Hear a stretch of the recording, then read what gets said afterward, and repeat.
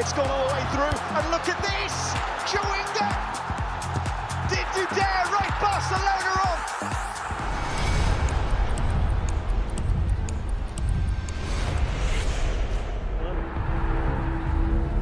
The career of one of the all-time greats is all but over. Nice comeback. Uma oportunidade de dizer alguma coisa que eu acho que nunca disse.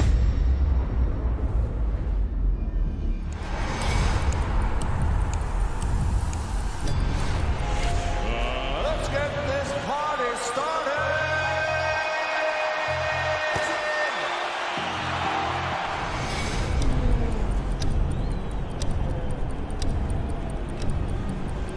NFL Game Pass is now exclusively on DAZN. Let's get this thing going. Watch every game, plus the playoffs and Super Bowl. To the end zone. What a play! It's your all-access pass.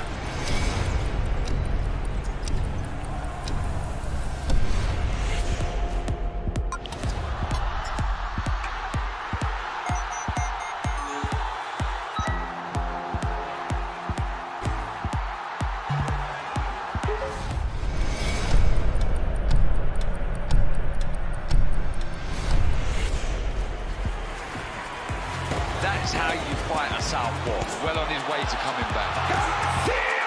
Cacace does it again. Look at the emotion.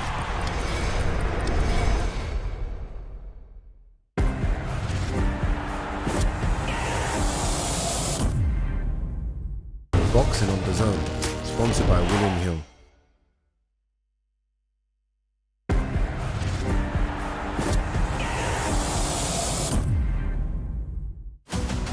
We got two suspects, Lowry and Burnett. We are being framed. You set the damn van on fire. Relax, the fire's on the outside. Now it's on the inside. What the hell are you doing? I'm fighting crime, mate. Y'all are some terrible fugitives. Bad boys ride or die. Call 911. Aren't you the police? Exclusively in cinemas. Hello, darlings. Aunt Helga. Futuristic scooters, old school website. Relax. Web upgrades, I own them. Better design, e-commerce, and smart AI. Now you're fit for the future. I scoot off now. Your digital partner, Ionos. She's got that McDonald's double points feeling. Yep, him too. And then get double points on the improved Big Mac, quarter pounder, and double cheeseburger. Unlock an app today. Boxing on DAZN, sponsored by William Hill.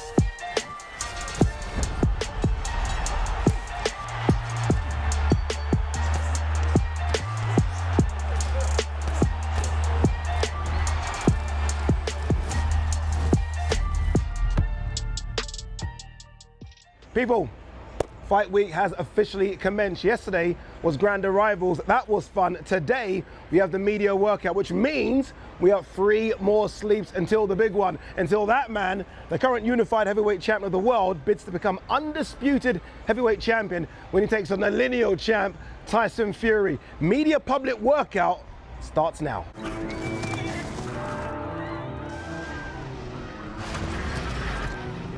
A tale as old as time. A legendary champion in search of another champion has found his match. Both men undefeated. Both men larger than life itself. Facing each other under the watchful eye of history. Until there can be only one.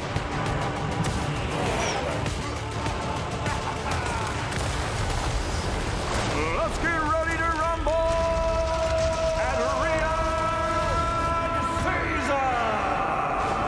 It is time to fight.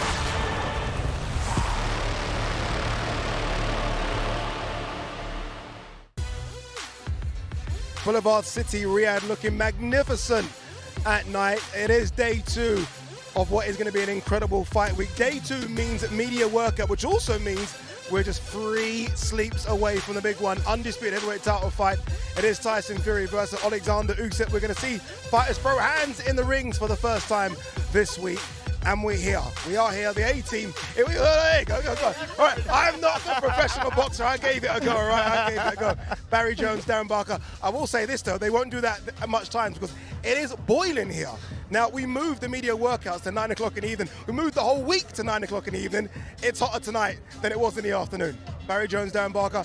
But we're excited and happy to be here. Barry. Oh, of course we are. This is what we've been begging for so many years. And also, it looked like this fight was never going to happen. And now it's here. And this week's, it's been amazing already so far. And yeah, I've said it all week, and I'll continue to say it. The sport needs this contest. It needs this contest. It needs a winner. We need a #1 heavyweight champion in the world. And it'll make our sport so much healthier. What I will say, Daz, that normally the guys in the ring kind of give you about 10 minutes. I'm telling you now, they'll be out of there in 30 seconds. It's that hot. Hot. It's very hot, but so is the fight. It doesn't get any hotter than this. This is spectacular. Massive fight. I cannot wait. Give me that first belt. Give me that first belt, indeed. Addie Drew is with us as well as part of the team. She'll be trying to get interviews with the fighters after they've done their bits in the ring. But in the ring, as you can see, is your MC, Thomas Triber. Let's get the fighters. Let's get this show going. Ladies and gentlemen, welcome to the media workouts for Ring of Fire, a great night of World Championship Boxing live this Saturday from Kingdom Arena in Riyadh, Kingdom of Saudi Arabia. It is all being brought to you by Frank Warren on behalf of Queensberry Promotions and Bob Arum for Top Rank Incorporated. In conjunction with Riyadh Season, National Events Center, the General Entertainment Authority, GIA, Gold Star Promotions, K2 Promotions, and Sella. This great event will be televised live worldwide on DAZN pay-per-view, in the United States on ESPN Plus pay-per-view, and in the UK on Sky Sports Box Office, TNT Sports Box Office, and DAZN. Ladies and gentlemen, at this time, we would like to extend a big thank you to the custodian of the 2 holy mosques, King Salman bin Abdulaziz Al Saud, His Royal Highness, the Crown Prince, Mohammed bin Salman, and His Excellency, Chairman of the General Entertainment Authority, GIA, Turkey Al-Sheikh.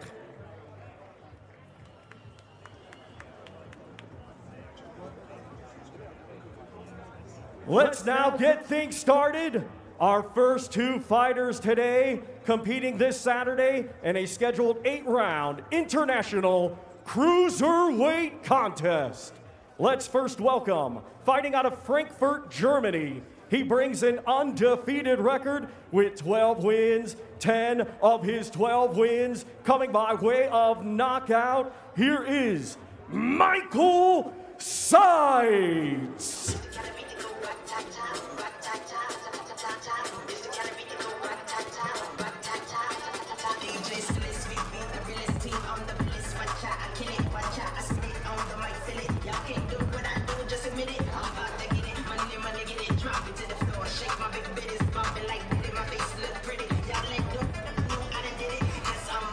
Here we go, Michael Seitz came out yesterday during the Grand Arrivals, and he kind of was like, wow, this is incredible. He'll get used to it.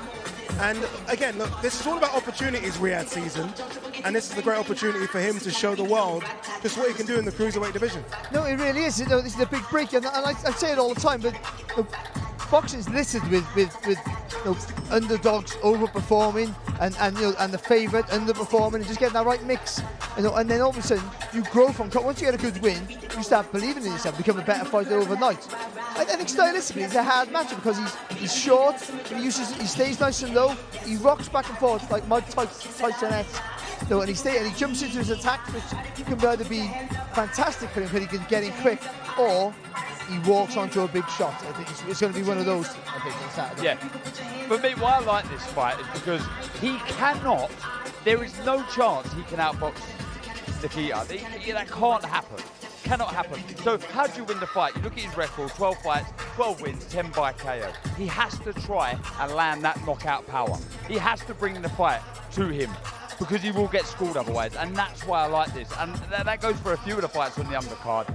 The opponent needs to bring the action. I would say, Darren, as well, when you've got a guy who punches long, when you're low, you got a better view of the target. You look up, it's a bigger view of the target, and you can use that jab, like Lomachenko does, but not the same way. Use that jab to be able to move around. If you can stay low underneath the jab and it's long, you can slide inside it. It takes him long to bring it back, and you can do your work. It's a risky move because you're walking onto the uppercut. But if he can master that, he's got a chance. How difficult, Darren, is it to get used to a fight week like this when you've never had a fight week like this? And what I mean, it isn't just the magnitude of it. He might not have ever done a media workout. You know, he's going to do a big press conference tomorrow. Obviously, the weigh-ins are going to be glamorous and big and pyrotechnics. How easy is that to get used to? How difficult is that? All depends on the person. He'll be learning a lot about himself, how he can deal with pressure, how he handles the big moment. We spoke about this yesterday, and we've heard it a lot, myself and Barry, I'm sure you have, Ade. There is such person as a gym fighter, someone who can look really good in the gym when there's no pressure around them. But with an audience, with this kind of build-up, the media, all eyes, the world on you, you can crumble. It can make you or break you. We'll find out. He will find out if he can handle this kind of pressure. I think sometimes you can enjoy it and then forget you're fighting on Saturday. Do you know what I mean? You're not prepared. Sometimes you get so involved in it and love the attention. Think this is the big time. This is what I love this to be a regular occurrence, and actually forget that you are preparing for the biggest fight of your life. Thank you very much, Michael Seitz.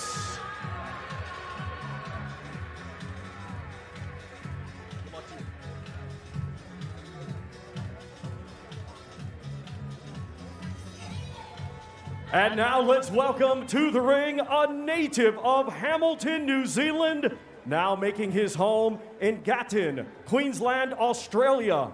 He was a 2020 Olympic bronze medalist and now as a professional is undefeated with 8 wins, 7 of his 8 wins coming by way of knockout. Let's welcome David, the nice guy, Nyika.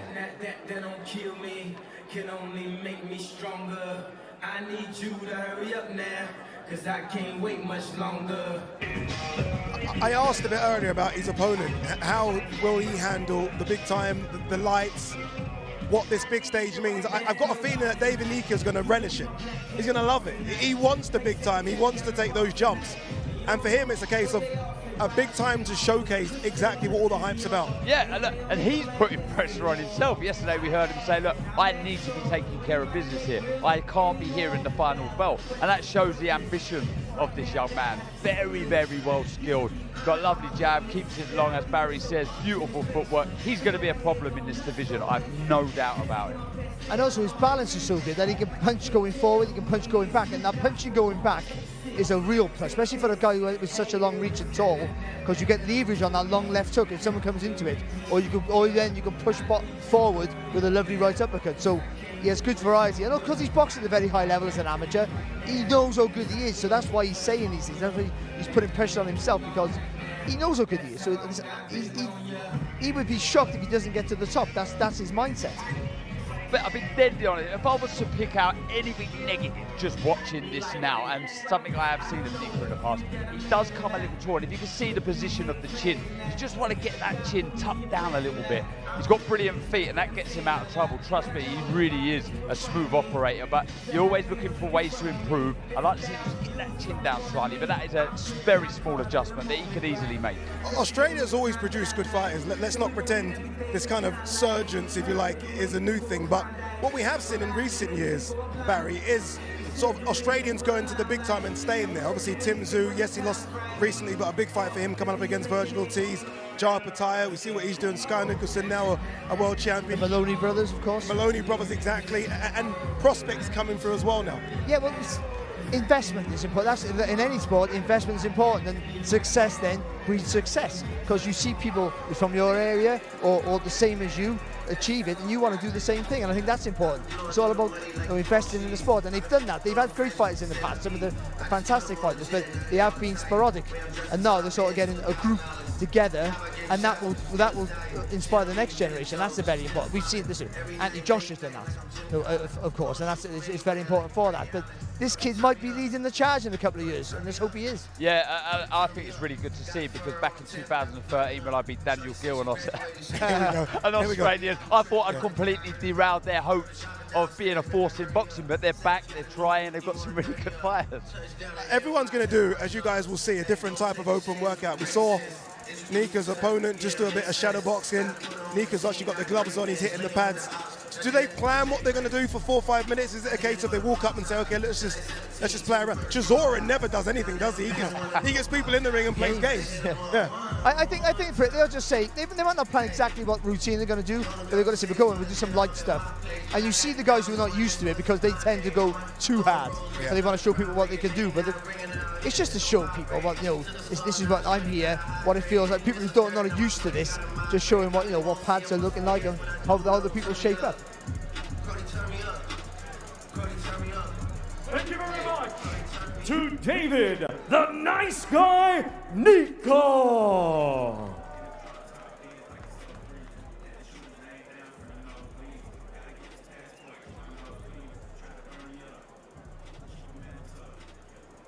Our next 2 fighters to the ring, competing this Saturday night in a scheduled 10-round contest. It will be for the vacant WBA Intercontinental Light Heavyweight Championship.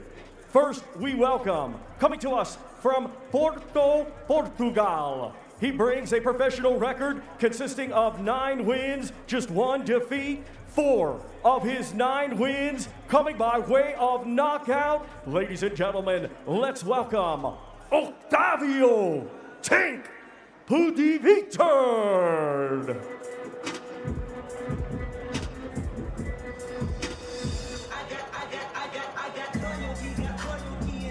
Octavio Pudivitr has wasted absolutely no time to get in the ring. He's jumped in straight away. He's like, give me my 3 minutes. Let me show you guys what I can do. And you kind of see the nickname and where it comes from, the Tank.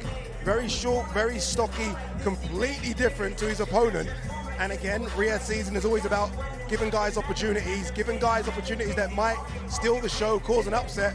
That's what he's here for. No, yeah, he is, of course. This is a huge moment for him. You see, he's all action, aggressive, he's high-paced as well, so that's going to be a problem for anybody if he can get his feet close, and that's going to be the secret for him. If he can get his feet close and he can work away, he'll have a bit of a chance here. Yeah, look, he's beatable. There's 9 wins, there's 4 losses, but he brings it. He tries to get on the chest of his opponent. From the fights I've seen in the past, he's not really in any dull fights because of his intent, his desire to put a dent in his opponents. Lapin, though, he's a nightmare. He's an absolute nightmare. He's tall. He has probably the quickest feet I've seen in a fighter. He just jumps out of range. So that's going to be the problem here for him. He's got to try and get close. He's got to, try and find that inner Mike Tyson, the slipping and sliding, really quick on the feet, get close and try and unleash hell. Because if he doesn't, he's going to get picked off for fun.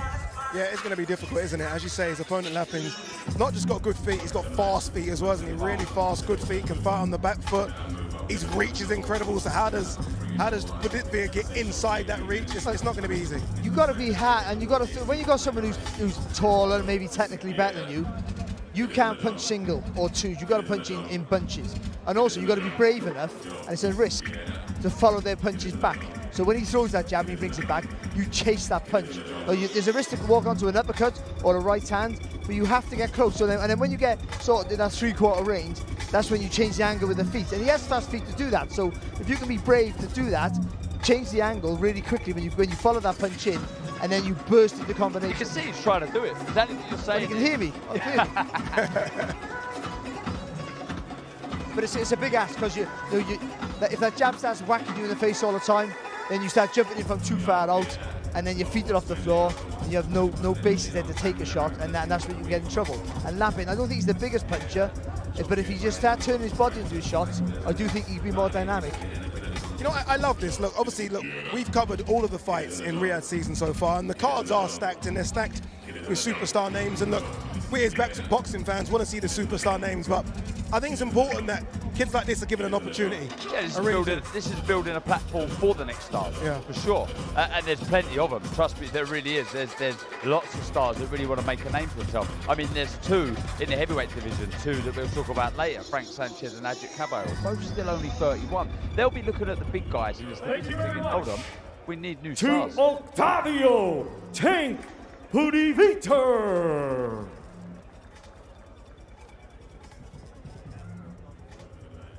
Now let's welcome his opponent this Saturday night, a native of Poland, now fighting out of Kyiv, Ukraine.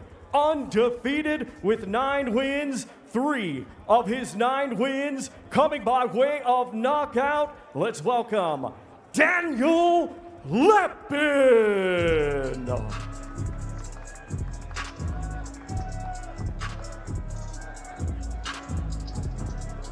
There's quite a few good prospects on this card. This is one of them, Daniel Lapin. Again, we'll see what he can do in terms of adding a bit of size to that frame, but what he lacks in muscle, as you can see from what he's doing here, he makes up for it in footwork. Yeah, he does. And you said it there, it's razor sharp, it's so quick. With Barry, I don't think he's a bigger puncher, but can he get full leverage in his shots as his career starts to progress? Because he's very accurate, and that will help him find the stoppages. You've got to remember, this is a business. This is the entertainment business, the fight business. People want to see brutal knockouts. So if he can start trying to find that aggression, that inner, I've said it on the last time, that inner Tyson, that inner nasty streak, he can be a real problem. I mean, he's going to be very hard to beat, but if he can find that bit of spite, that power, then he's, you know, not far from the total package. Sorry, Gareth, I rushed you a bit there. I was pointing, but this is Lomachenko, isn't it? Yeah. I was doing that in '94 with a 10. Do you have any video evidence? Well, I wasn't very good. There's no videos back then. But I think, though, see, everyone thinks the punchers are the ones with all the muscle, the stocky guys. The ones who can really punch, are the tall guys. Thomas Hearns. Yeah, but you got to get acceleration in the punch. You got to get speed in the shot. So if you can push up that back leg and use that long reach, and all the powers at the end of the shot, it can be quite dynamic. You haven't quite got it yet. Just about to say that, because what we haven't seen him do yet, like the names you just mentioned, Tommy Hearns, obviously one of the hardest hitters, is really sit on his shots. Because he's always on his toes, he's always moving. We haven't really seen him plant his feet and really dig. Maybe there's something that he'll add to. But you got to do when you're a tall fighter. You got to turn that front foot in. That's better. You got to turn the front foot in though, so that when you turn that front, you've got your toe facing forward. When you turn it, so your left foot forward, you turn it slightly to your right. That gives you a bit more weight to push into the shot off the back leg, and you'll get more power. I can confirm there is definitely microphones ringside. They're all hearing us right now. He looks razor sharp. That's what I want to see. Razor sharp. A bit more spite. Sit down on those shots. A bit of aggression. That's better. Show us that fight night. Wow. Thank you very much, Daniel Lapin.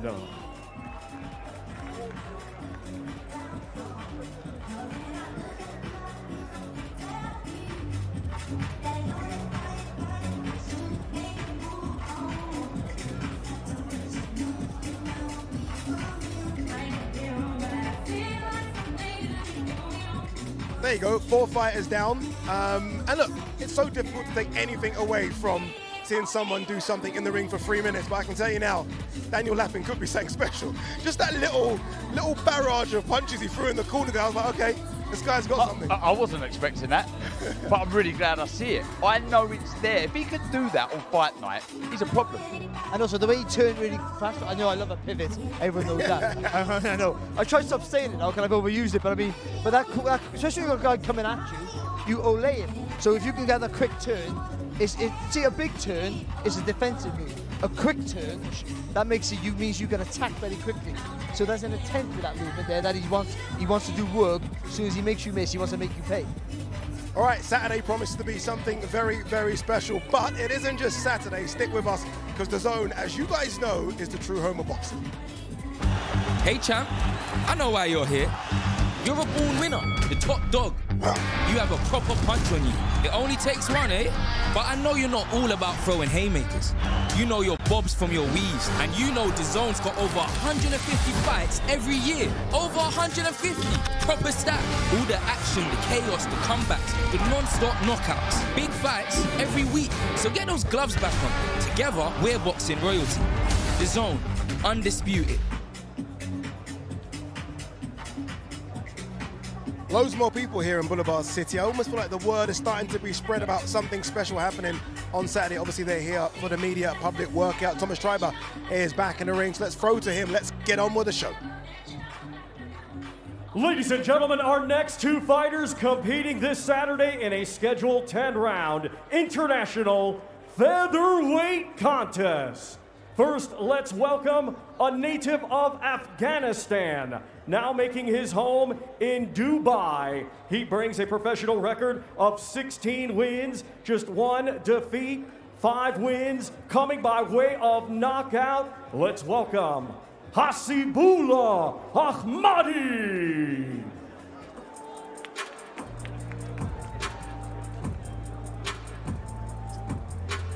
Walk it like I talk it. Walk it like I talk it. Walk it like I talk it. Walk it like I Ahadi almost comes here as like a mystery opponent. Like most of the guys on this card, they've almost fought someone that we know, so we kind of can gauge where they are. Not Ahadi, he's coming in and we don't quite know what to expect. That must be quite difficult for Isaac Lowe to gauge. Like, how good is this guy? Yeah, there's not a great deal on Ahadi on the internet. It's hard to find many fights of him. But what I have seen is a nice, tidy boxer. He can move, decent defense. But this is a big step up in quality. Isaac Lowe, we know the level he's at, and he's got desires to push on to something bigger. So this is all about, can he rise to the big occasion? Can he find that extra percentage?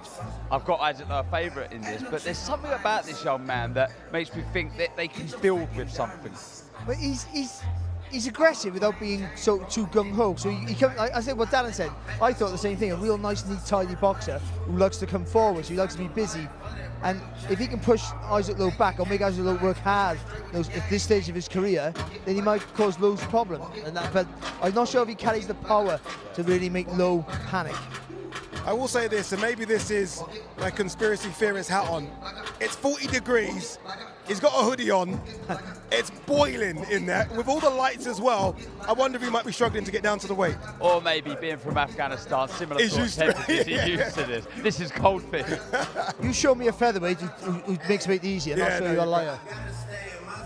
Thank you very much, Hula Ahadi.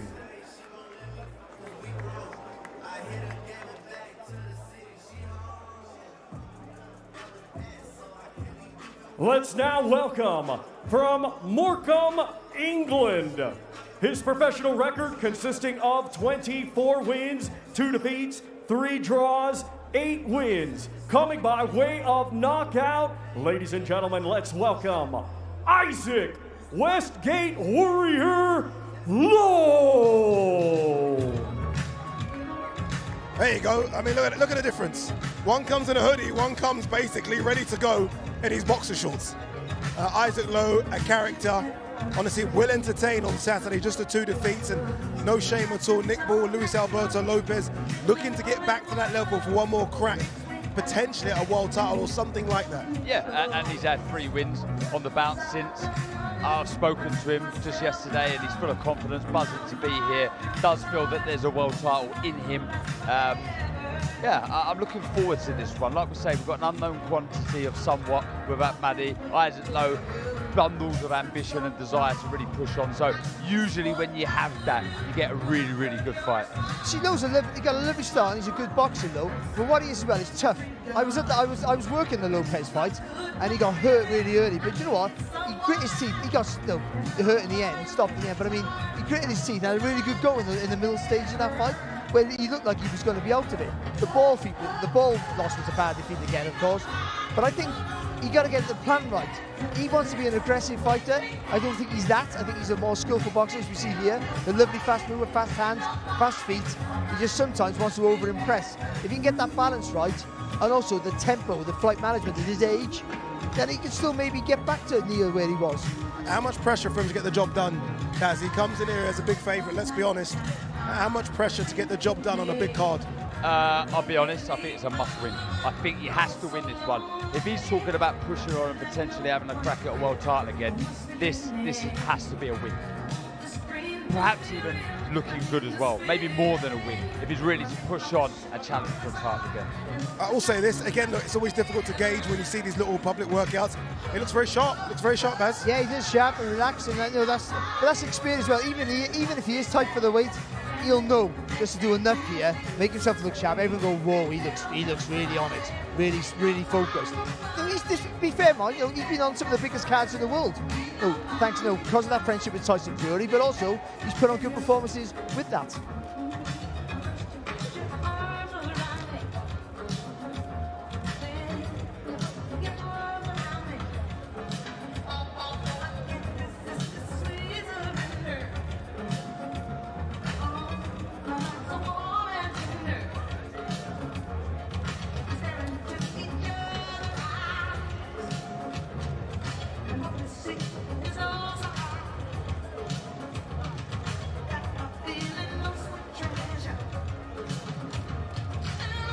I think he's another one as well, Ade. I think he's another one. We've mentioned this on the cards before, beneath us. He's one that punches harder than his record suggests. You see him there when he sits down on the shots, when he turns his hips into the shots. He can do damage.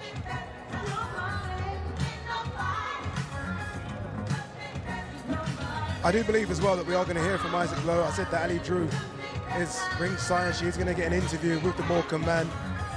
Again, look, it is a big opportunity for him, and it's one that, as Darren said, he has to take. And not only does he have to win, he probably has to look good in doing it as well, to get those big fights, to get back in that mix.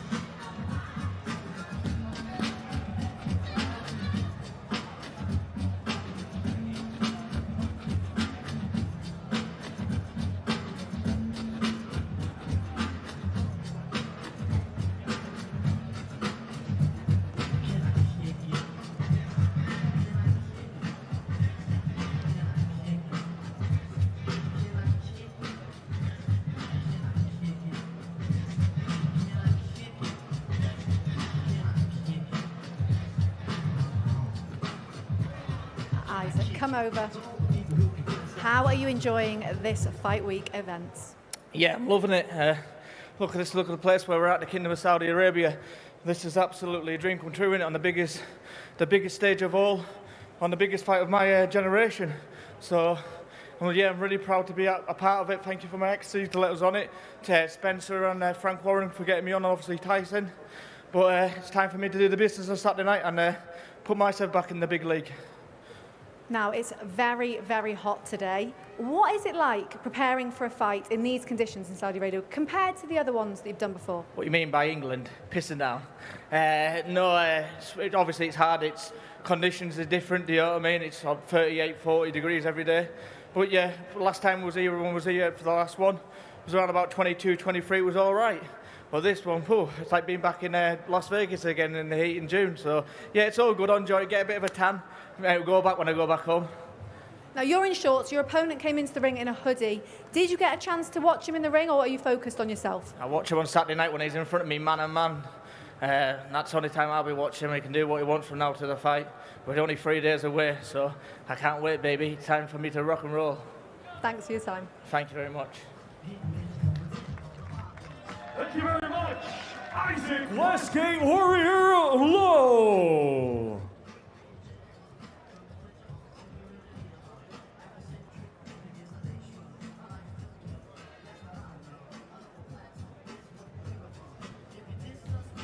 Isaac Lowe, confident. Again, great opportunity. Mention everyone that's given him the opportunity. Tyson Fury, Frank Warren, obviously His Excellency as well. And he sounds like someone in the ring that I think is going to do absolutely everything to put on a performance. Not just get the W, but as I said, look very good doing it.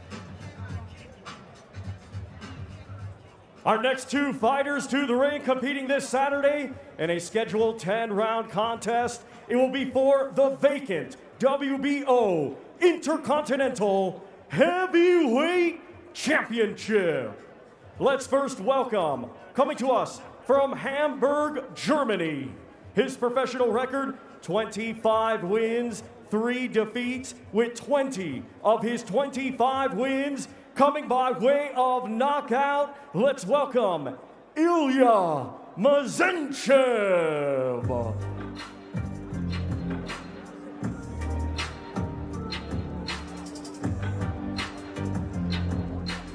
Ilia Mazenov making his way into the ring. I spoke to Moses about this route that he's taking at the moment, and what I mean by that is we aren't seeing him in against fellow Brits, we're seeing him go the international route, which is not a problem. You see different styles, Barry. And I said, look, why are you doing this? And he said, I can't get any Brits to fight me. I want to fight the Brits. I want to go the traditional English, British, Commonwealth, European, but I just can't get them in the ring.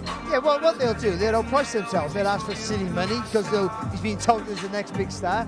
So you have to go far afield. But this, and with that, as you said, Andy, with that, he gets experience of boxing different styles. And that experience when you get to the highest level is invaluable. In the fella here, his opponent, you got to go with a good little boxer, actually.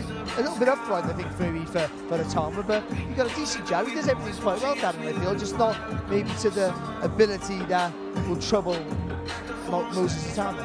Yeah, I mean, what an opportunity for Mazenov. Out of nowhere, he's got a great crack to really turn some heads, really shock the boxing world. 21 knockouts, he can punch. Thank you very much, Ilia Mazenov.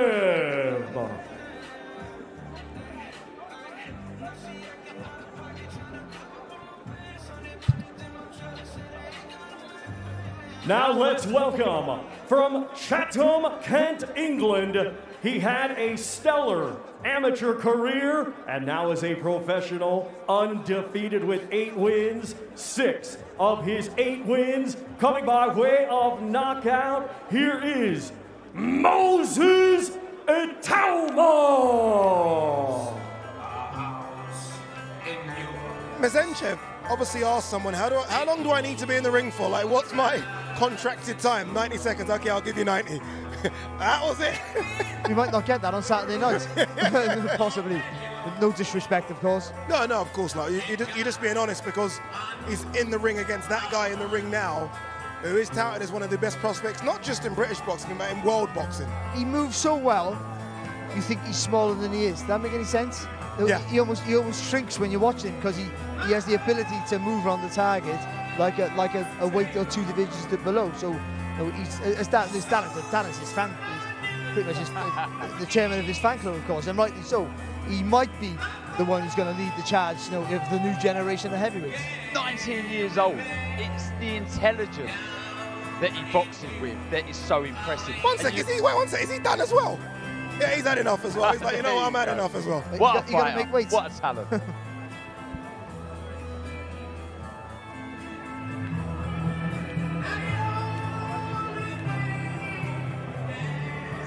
Moses, that was short and sweet. Is it just too hot to do a workout? I was sweating already. I only throw about 2 punches. It is very hot now. We're 3 days out from fight night. Has your mind switched to fight mode yet? No, not really. I'm finding it hard, to be honest, but don't worry, I'm going to put on a show Saturday night.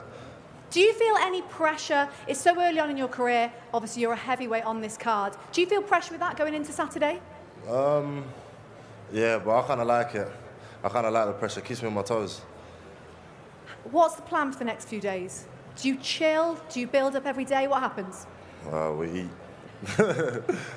You're always chilled. Thanks for your time. Thank you very much. Thank you, Mairis Itauma.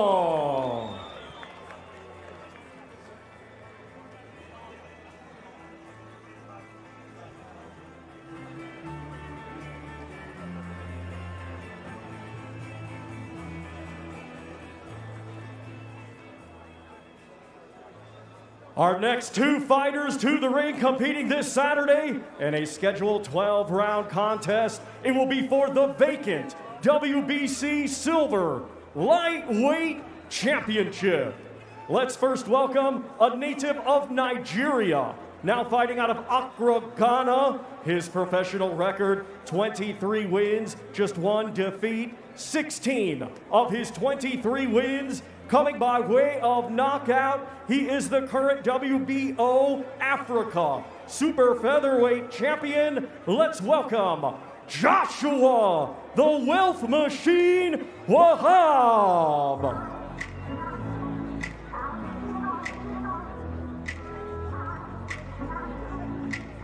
Wahab getting into the ring right now. Obviously, big ask for him, but look, very, very excited for him as well. Normally fights in small hall shows in Nigeria. What an opportunity for him to fight in the kingdom. Won't be easy as he's fighting His Excellency's favourite fighter. Look who has joined us. Ben Davison has joined us. Ben, we've been waxing lyrical all week about Moses Itauma. Look, you've worked and trained alongside some young fighters. You've seen young fighters up close and personal. Is he almost the most talented young fighter you've ever worked with? I think he's one of the most unique. I think very rarely do you come across a heavyweight whose skill level would match across the board at any weight, and he is one of those guys. So we are more than excited to be working with such a talent. Ben, we've heard this record, the Mike Tyson record. Obviously, you have a plan along with Frank Warren, his promoter. What do you make of all of that? Would you like him to really push on and try and get a title before he's 20? For me, I'll always say the same thing, talking about how quickly a prospect should move. I think you have to take it step by step. For example, I'm not saying this has happened, but if he doesn't go past 4 rounds in 15 fights, knocking everybody out, he hasn't really experienced that much. No. So, first and foremost, getting him rounds of sparring is very, very difficult. That is the first thing we need to do, to get him used to doing the rounds, 10 rounds, 12 rounds, how quickly he can adjust to that, and then how many rounds he can get on a night will determine how quickly we can move. Do you believe he could win a world title in a year? Within how long? Within a year. I've only trained him for 4 or 5 weeks, so it's hard for me to say, but from how quickly he has progressed already, I'm extremely happy with. Sometimes he plays it down, but he's extremely passionate about the sport of boxing, so he's a very fast learner, and I'm really excited. Have you let him spar AJ yet? I haven't. Okay. Can you invite me down when it happens? You know what it is? They're all big guys. We've got lawyers in the gym as well, and they're capable of hurting each other, just being realistic. And you have to be sensible. You don't want... I like to create a team environment. You don't want egos to get in the way there. I like to create a team environment, and they're cheering each other on, talking to each other. AJ sharing some fantastic advice with him, and I love to see it. Ben, what does he like to train? When you get a precocious talent, it's sometimes not always the easiest to train with listening and work ethic. But what is he like? Yeah, I think he got to a point where I think he struggled to see, not where he could improve, but where there was big areas for him to improve. And I think the way that we look at it is slightly different. I think once he saw that, he was like, oh, actually, there's loads for me to carry on learning here. And I feel like it's reignited the fire in him and enjoying boxing again. Final one, Ben. Obviously, his opponent, Mazenchev, a lot more experience. Maybe not on the level naturally as good as Itauma. What are you expecting from his opponent? What problems do you think he can cause? Yeah, look, like you said, he's very experienced. I think that, as all the fighters are, they're on the biggest stage of their career, and I think that he'll be coming to have a go. You know, he's got that experience, and maybe that'll play into Enrico's hands in being on a big stage and looking to come and have a go. You don't believe it, you're smiling, you're thinking this ends early. He didn't believe anything he just said there. Can I ask one more question? Yeah. How are your elbows, all these heavyweights?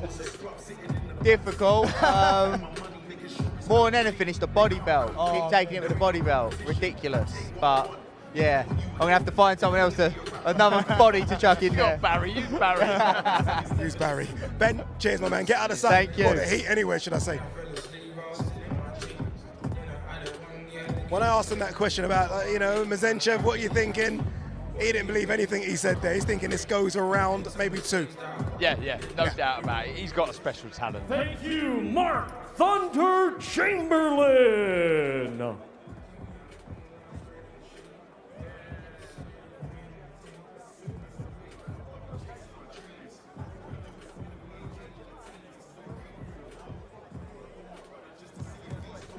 Mark Chamberlain there, who was in there. Again, I've continually said this so many times, His Excellency's favourite fighter, another opportunity for him. And look, he wants a world title strap. It might happen.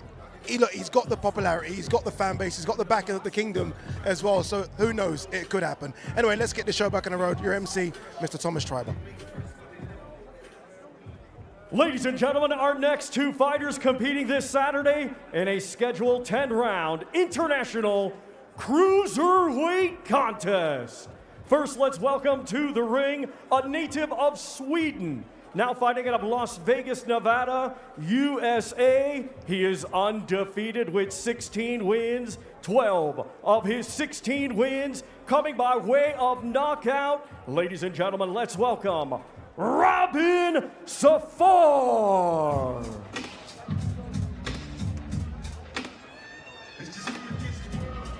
That's it. I've got a problem now. I'm a big Kovalev fan, but anyone walks out to Tupac music, I immediately jump on their side as well. This is our first time seeing Robin Safar. We didn't see him yesterday. He wasn't here. But, you know, let's see what he can do. It's a big ask against Kovalev, but he's the natural cruiserweight. He's the younger fighter. He's the fresher fighter. What a name this could be on his resume. Oh, it's a massive name. And even though Kovalev might, is clearly at the end of his career, tail end of his career, it's still a big name, and it's still fantastic to project him up into the big leagues. If he's good enough, who knows? But you would tend to think that Kovalev at this age, it's all about working, making the old man work as hard as you possibly can. I think that would be where the hope for him to get the win. But you've got to get past that jab of Kovalev's, which is a bullet of a shot. Even at this age now, the stage of his career now, his jab is still one of the best in boxing. Yeah, for sure. Safar, look, he's unbeaten. 16 fights, 16 wins, 12 knockouts. He doesn't know how to lose.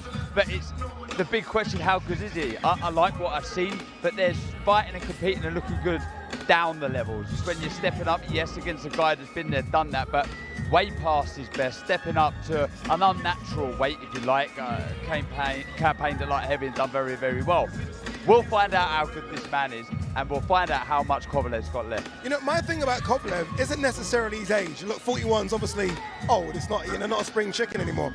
It's his inactivity. Yeah. He hasn't done anything for 2 years. And also, Addy, how he lives his life outside the ring. Yeah. Well documented, of course, but and that takes a toll on you as well. Just training for living a bad life, or not living the life, and then just training for a fight. You can do that when you're younger. When you get older, you have to be more disciplined. And I'm not sure whether that's instilled in Sergey Kovalev. Darren Barker, brilliant. Sorry, Baz. Darren Barker just gave Robin Safar the approval smile. You like what you saw in there? Yeah, I like what I've seen in the build-up. This could be the upset on the card.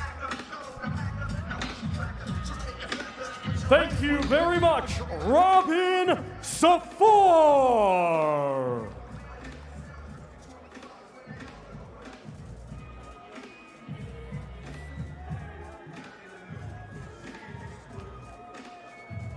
And now let's welcome to the ring a native of Russia, now fighting out of Fort Lauderdale, Florida, USA. He brings a professional record consisting of 35 wins, 4 defeats, 1 draw, with 29 big wins coming by way of knockout. Ladies and gentlemen, let's welcome the former unified light heavyweight champion of the world, Sergey the Crusher Kovalev.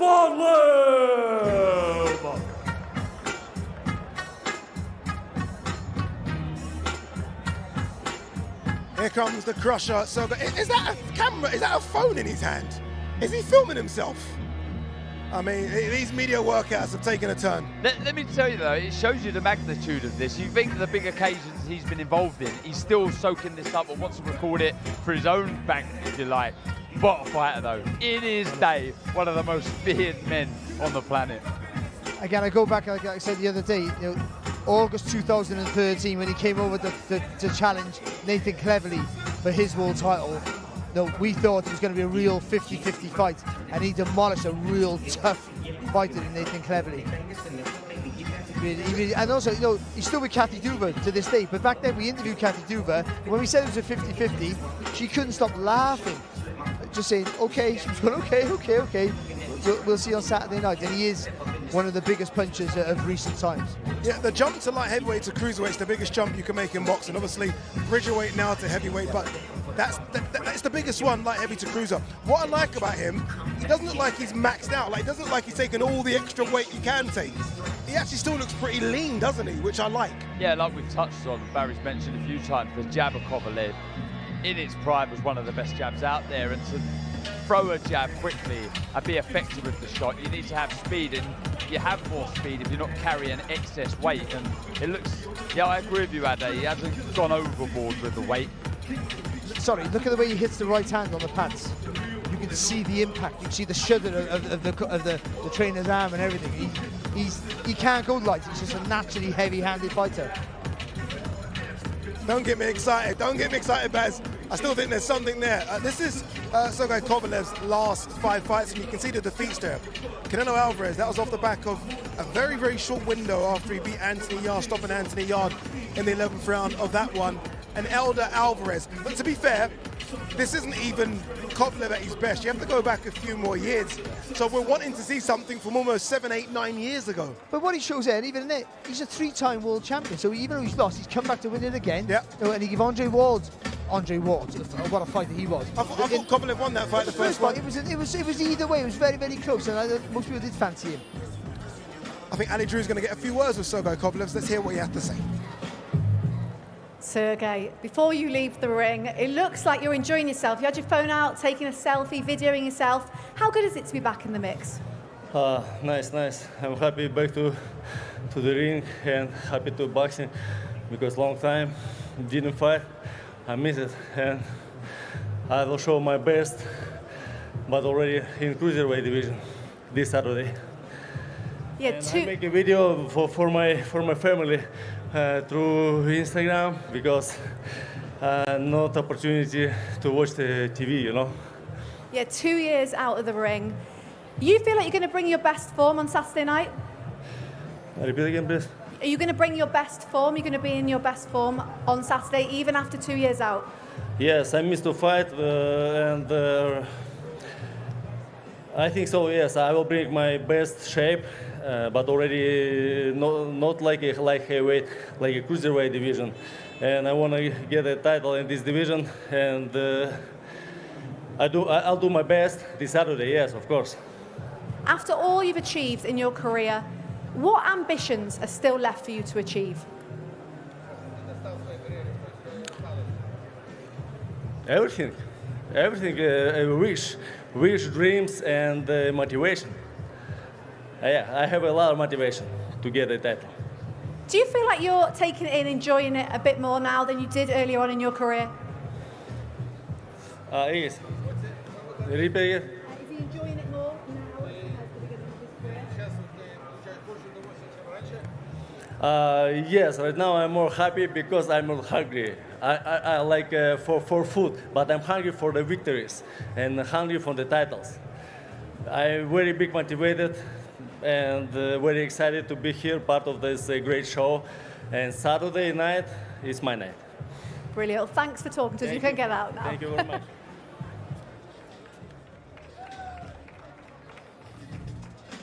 Ladies and gentlemen, our next two fighters to the ring competing this Saturday in a scheduled 12-round contest. It is a final eliminator for the WBC Heavyweight Championship of the World. Let's first welcome to the ring, coming to us from Bochum, Germany.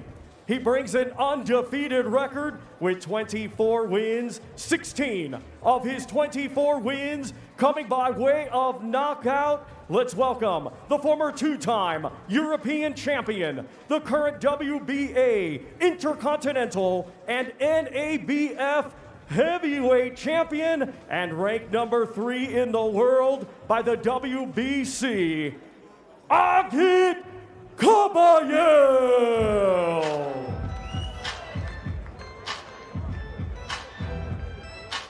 This one's a tough one to pick. I want to say it's a pick and fight, but I think a lot of people are swinging the way of Frank Sanchez. They done exactly the same thing when Agit Kabayel fought Makhmudov, and we saw how that played out. Big opportunity for both here. When you look at the top tier heavyweights, Darren, they're all past their age best, if you like. All mid-30s to late 30s. Two 31-year-olds in the ring. They'll look at this as a big opportunity to kick on with the division. Yeah, be the next stars of this division, the marquee division in boxing, where there's millions and millions of pounds to be made. He's got bundles of talent and ability, and he showed that last time out against the Lion, the monster, Makhmudov, who was a big favourite in the fight. but he ripped up the script and he showed us what he's made of, not just tactically, but mentally. Yeah, and I think what Dan said there, that's the tactics that he showed in that fight were really, really good. He got it right, he moved around the ring, made my move off tire, and then when he did tire, he went to work. I think it was a fantastic performance, and yeah, he's probably at the best he's been so far. Look who's turned up, look who's turned up, the great Teddy Atlas. There are not many voices I like hearing talk about the sport of boxing than this man. This is perfect timing as well, Teddy, because in the ring got Agit Kabayel. He takes on Frank Sanchez, a really good fight, 2 unbeaten kids here. How do you think this one plays out? You know what, I'm looking for an upset. I'll be honest, I'm not hanging out with bookmakers, so I don't know all the lines, but I do understand that Sanchez is the favorite. So they're both good fighters. Neither one has learned how to lose, like we say when you're a trainer in my business. They haven't learned how. That's his strength. When you haven't learned how to lose, that is a quality to overcome to somebody. But Kabayel, what I saw, the way he took that big guy apart, technically and mentally kept it together. And not only did it on the outside where he had an edge, but then went into the lion's den on the inside with the bigger guy, with the bigger puncher, and had the technique and the wherewithal mentally to stay calm in an uncalm environment inside the eye of the storm and get it done there and break him down in there. He showed me he's a good quality fighter, a solid fighter, and I would be picking him in this fight. Do you think it's because of the energy that he brings, and Sanchez, though technically very good, doesn't really work for 3 minutes of a round? Yeah, I mean, look, there's times when I wouldn't want a guy working 3 minutes around, and I'll tell you why. Because if he's in there with a guy like Kabayel who can make you miss and you're working, he's going to hit you because you're working too much. So, you know, they got to listen to the Kenny Rogers song. You guys remember that song, even though you're not from the States. You got to know when to hold them and when to fold them, you know? So, and that's the trick. Yeah, we love guys to work a lot, but if you're working a lot with a counter puncher, with a guy who's slippery, a guy who's slick, like an Usyk, and you're throwing at him, you're going to get something that's going to miss and come back at you. So you have to pick your spots and be controlled with that. This passion is unrivaled in boxing, I think. You absolutely live and breathe this sport, don't you? I've never had another job. I don't know if that's something I should brag about. I painted one house when I was 18, and I did a good job. I scraped it off. I was proud. I put 3 coats of paint on it, you know, and I went back up to Catskill not too long ago just to look at it. It didn't look that good. So I'm glad. So I guess I picked the right. I guess I picked the right vocation. Oh, without a doubt. Teddy, I have to ask you before you go, the big one, Fury versus Usyk. Some are saying it's a 50-50 fight. Do you look at it as that? Yeah. I look at it as any time that you can make an argument for both sides, you got a good fight. Yeah. And you guys got a good fight. And by the way, you guys do a great job. Thank you, Teddy. No, you really do. Because people can relate to you because you're real. You know, you're not talking above anybody, you're not talking beneath anybody, and you're talking the truth. And people can digest it. People can get it. And I appreciate you.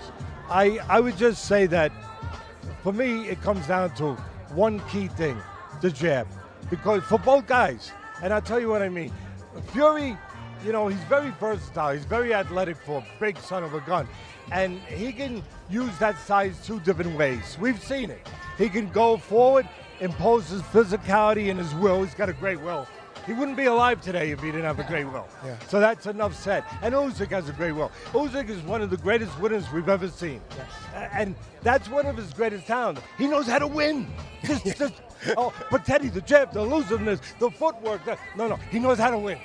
That's probably his greatest talent, along with everything else. But the thing there is that with Fury, he has a choice. Usyk don't have a lot of choice, but he's got a choice. He could go and pose his physicality and his will, or he can stay on the outside with that great wingspan, that great size, and he can control you with the jab on the outside. That's what won the Ngannou fight for him, really, if we're going to get it. Now, Ngannou, I know there's an asterisk next to that, because that wasn't Fury. He wasn't mentally ready. I'm not taking nothing away from Ngannou that night. He was terrific. But he wasn't mentally ready. He wasn't taking the guy serious. And when you're not taking a guy serious, 75% of this game is mental. And when you're not mentally into it, you got a problem. And you can't change gears. He gets dropped in the third round. It's hard to change gears and say, oh, now I'm in a fight. No, you didn't come there to be ready for a fight. It's kind of hard to now get ready after you've been dropped. And he did. He won it by controlling range and keeping it on you, negated from using his power on the outside.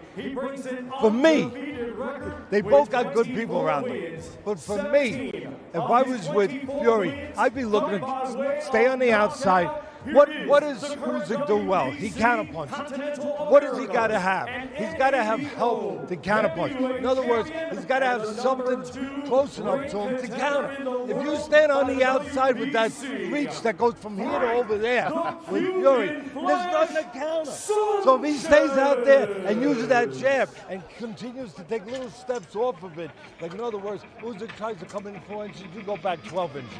If he controls range and controls that jab, it's going to make it a very difficult night for Usyk to close those gaps and do what he does so well. Give angles, counterpunch, put combinations together. It's going to make that very difficult. But on the other side, I said the jab for both guys is important. What do I mean by that?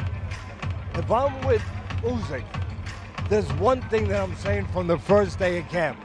We are not getting beat by the jab. We might get beat something else. Well, hopefully he don't hit us an uppercut, but we're not getting beat by the jab because that's the one thing he's going to look to do. And that's the one thing he can dominate the night with. So we're going to find a way before this camp is over to nullify the jab. Not to get, whether it's to slip like Tyson used to do, bang, bang, slip off, bang, bang, and get inside, or whether it's to step out and step in, whatever, feign him a little bit, draw his jab, and then counter the counter puncher, whatever it is, we are gonna find a way to negate his jab, and we ain't getting beat with that. Teddy, if I was you, I would send an invoice to DAZN for that 10-minute breakdown. Absolutely fantastic, Teddy. There's a queue of people that want to talk to you down there. Everyone still loves you, Teddy. Everyone still loves you. I love you. I love you guys. Don't go anywhere. Please stay. I love you, Teddy. He's got to go. In Teddy's voice, he's got to go. You got to get out of it, Teddy. Thank you very much, Teddy. Appreciate it. Thank you very much. Honestly, thank you.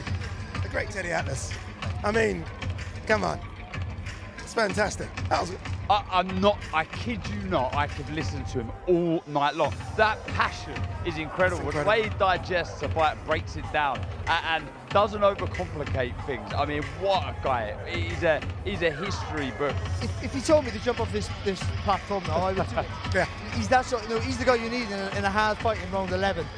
I remember, it's funny you say that. I was watching a piece recently where obviously he used to train Timothy Bradley. Yeah. And you see him in the corner coming to the, yeah. We're firemen. Yeah. We extinguish anything. He's that good.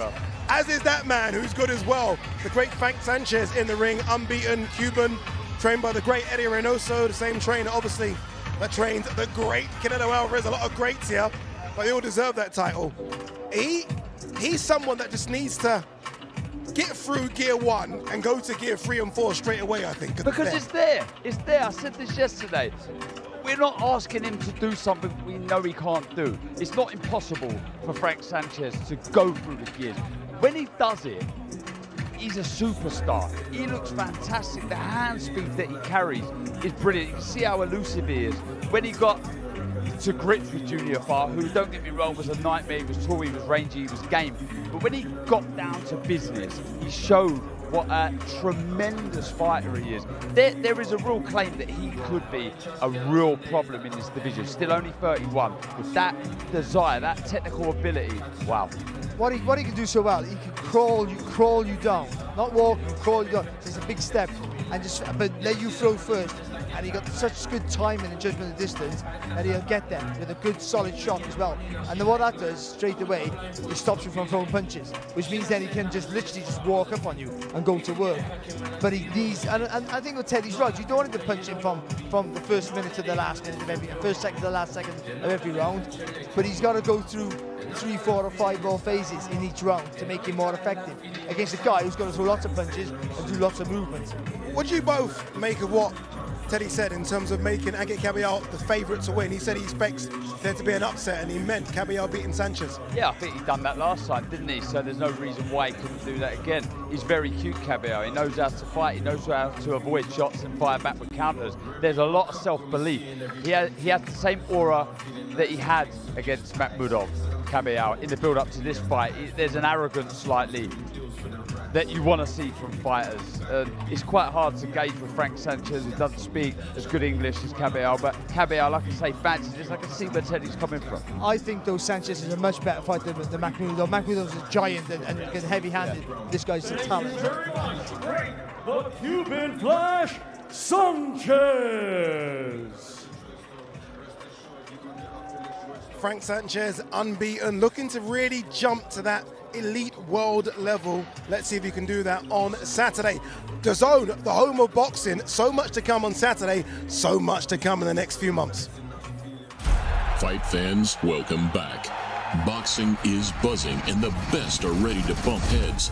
Showcasing over 150 fights a year, DAZN is the only place to watch these warriors worldwide every weekend. Size matters as two big men create one huge occasion. An undisputed king will emerge on May 18th when Tyson Fury and Oleksandr Usyk finally trade heavyweight leather. If you come for the king, you better not miss. A 5 versus 5 battle for bragging rights. Frank and Eddie send forth their stables to settle old scores. Few would settle the score with Sabriel Matias. June 15th, undefeated Lehman Perro marches forward to take on boxing's bona fide beast. June 29th, Phoenix will rise for two men with their eyes on the prize as Bam Rodriguez and Juan Francisco Estrada show that size actually doesn't matter at all. Explosive contests, multiple champions, just one place to catch every punch.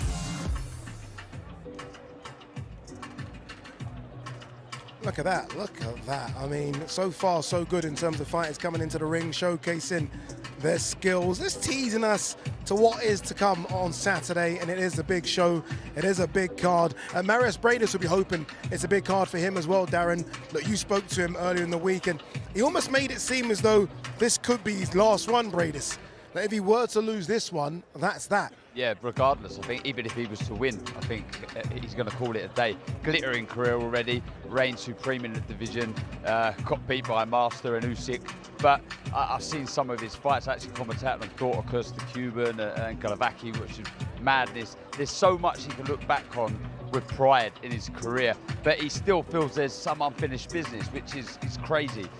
It's going to be so tough with the 2 years out the ring against a guy that's confidence and ability and now gaining in experience with Jaya Opetaia. It's a tough, tough task. I would see this as a huge upset if he was to win this fight. All right, let's see what he can do. Let's see what he can showcase in the next couple of minutes. Let's throw it back downstairs to Thomas Schreiber. Ladies and gentlemen, our next two fighters to the ring, competing this Saturday night in a 12-round contest. It will be for the vacant IBF Cruiserweight Championship of the World. Let's first welcome to the ring, coming to us from Riga, Latvia. He brings a professional record consisting of 28 wins, 2 defeats, with 20 of his 28 wins coming by way of knockout. Let's welcome the former 3-time Cruiserweight World Champion, Mairis Briedis.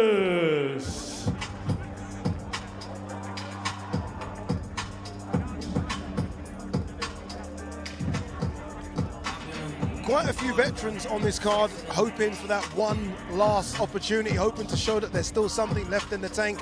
Obviously, Mairis Briedis just ticks that box, doesn't he? He is one of those veterans. And of all the veterans, he's got the toughest task as well.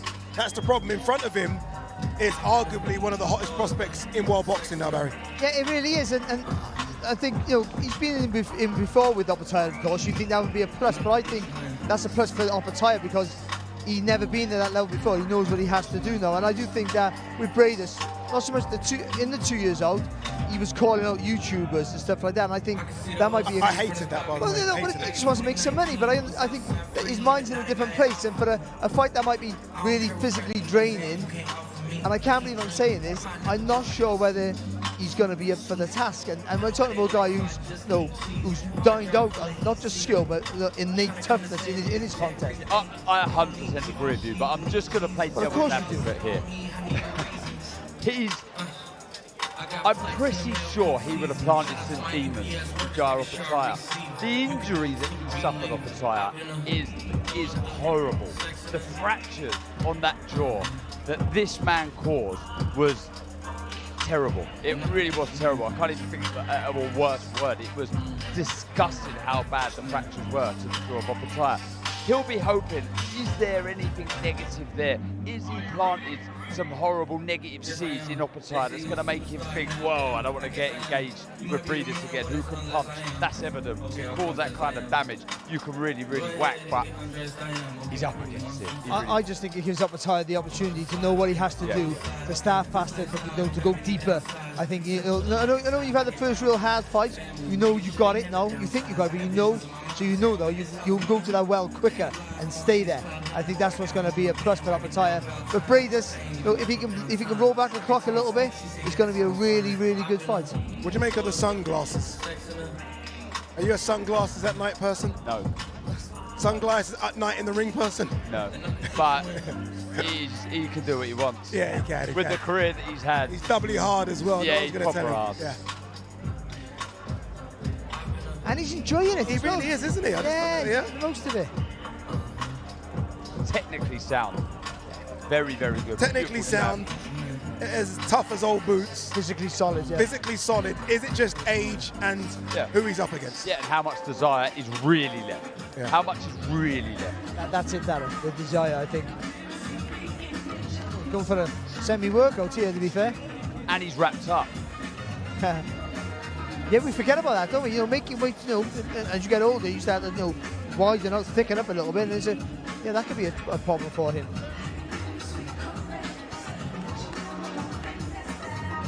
And I would say about I know we're going to see Jai Opetaia next, but Jai Opetaia, has been fantastic. But I would say his two defences of his title weren't at the level of this. Yeah. And sometimes you can expect you're going to breeze through everybody. These box good fighters who might end up being better than they are now. I think they will be, but still, where they were, they weren't at this level. So going down a level sometimes is not always a good thing, because you think you're a destructive force where you go back up to this level again and you might have a bit of a shock. Yeah, and those two defences were against Jordan Thompson back in London, Ellis Zorro over here in Rio. Jordan Thompson lasted, 4 rounds? Ellis Zorro, just a round. Brutal. Yeah. Brutal knockout. I'm intrigued to see how Briedis' punch resistance is. You hear it all the time. The last thing that a fighter loses is their punch, but the first thing that goes is the punch resistance. I'd say the first thing that goes is the vision. Yeah. I'm struggling with that now, Barry. Yeah, I know. I noticed. I'm stood on the other side, you Darren. You haven't noticed. It's when you throw the punch, you don't see it from the shoulder. You see it too close to your face, and you can't brace for it. So you think it's the punch resistance. I just think you can't brace yourself for the shock, and you've seen it too late.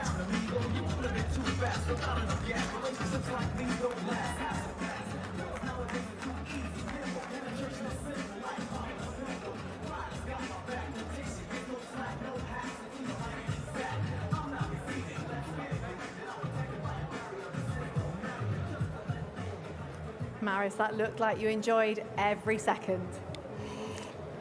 Salam alaikum, Saudi Arabia. Of course, 3 minutes, it's enough. I mean, this is very, very small time for show something. That's why I try to warm up the people who watch, and because everybody stay like soldiers. Okay, next time. Now, you've not fought since the last fight with Opetaia. All that time in the gym, grafting, do you think that's what's going to make the difference on Saturday night? I think this will be most interesting fight, most harder fight, and for both guys, for me and for him. And yeah, it's hot country, and fights will be very hot. Mr. Sauerland, promoter, will just bring you in. You did say you were going to do some yoga in here. I don't know if you're actually going to or not. Didn't think I'd say that. We were expecting this rematch maybe a little bit sooner, but how good is it that it's happening and on such a platform? I mean, listen, the first one was absolutely brilliant. It was in Australia, so not that many people watched it, but it was an unbelievable fight, and I expect this one to be even better. I think it's going to be the fight of the night. It's going to steal the show. Steal the show on Saturday night. No pressure, but thanks for joining us. Thank you very much, guys. Thank you for support. Bye-bye. See you in the ring.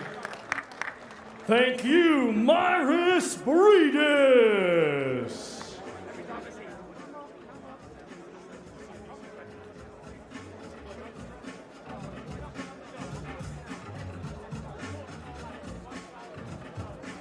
Ladies and gentlemen, our next two fighters to the ring competing this Saturday night in a scheduled 12-round contest. It will be for both the IBF and IBO Super Featherweight Championships of the World.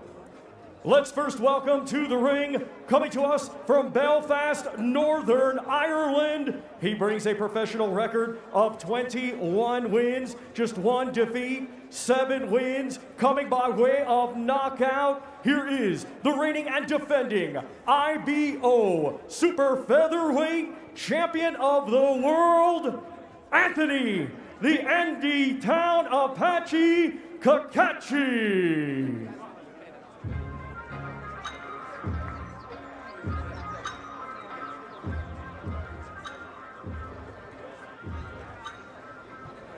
And actually, and I was a bit confused by it all as well. I think it is Opetaia that's making his way to the ring.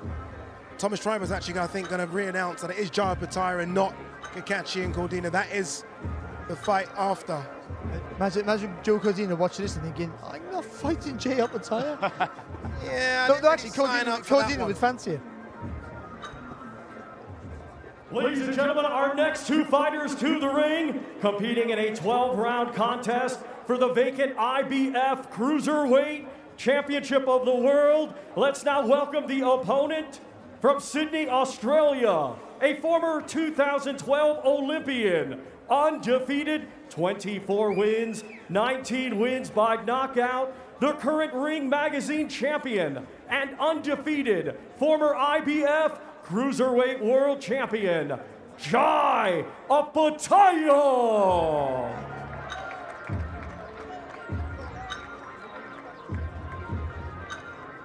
There you go. There you go. The right man.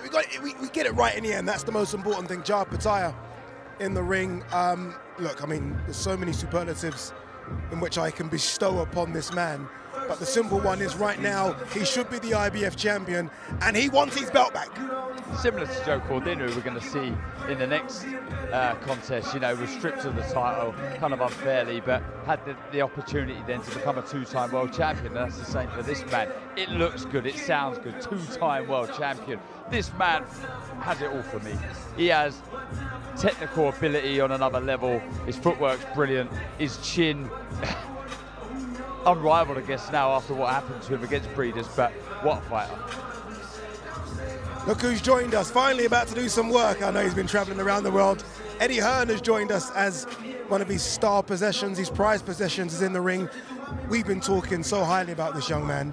I mean, you've got so many fantastic young talents, but he must be right up there in terms of pecking order. You know what, I just saw him backstage, looks unbelievable. Like, I think really excited for this fight because the last two fights against Zorro and Jordan Thompson, they've been impressive, but they've been quite straightforward.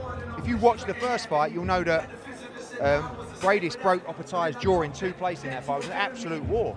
It's a tough fight, you know? But I think you're going to see the improvements of Opetaia in this fight, and I think he's going to stop him. I think he'll knock out Briedis on Saturday night. Ade spoke to him a couple of days ago, and he mentioned about his plans. He wasn't overlooking the fight on Saturday, but he was talking about bridgerweight, heavyweight. In your opinion, is that a plan already you're looking at? You know what, he's pretty much on weight, Darren, already. Like, it's not like he's a cruiserweight that's like struggling to make, you know, the limit. A little bit like Oleksandr Usyk, he wasn't either. So the money fights are always, of course, up at heavyweight. Honestly, Bridgerweight, I don't see an attraction there. I don't think he's motivated by that. If there was a quick fight for a world championship at Bridgerweight, maybe. But you know, if he's going to move, I think he moves to heavyweight. But I would still like to see him capture the other belts. It's just going to be difficult to get the opposition. If he does stop Briedis on Saturday night, I can't imagine people queuing up to fight him unless they're going to get paid for the pleasure. And out here, that's possible. So I would like to see him capture those other belts. I would say that a move to heavyweight is, of course, at some point on the cards. It has to be for a guy that wants to go on and make millions and millions in the sport, because it's not there at cruiserweight.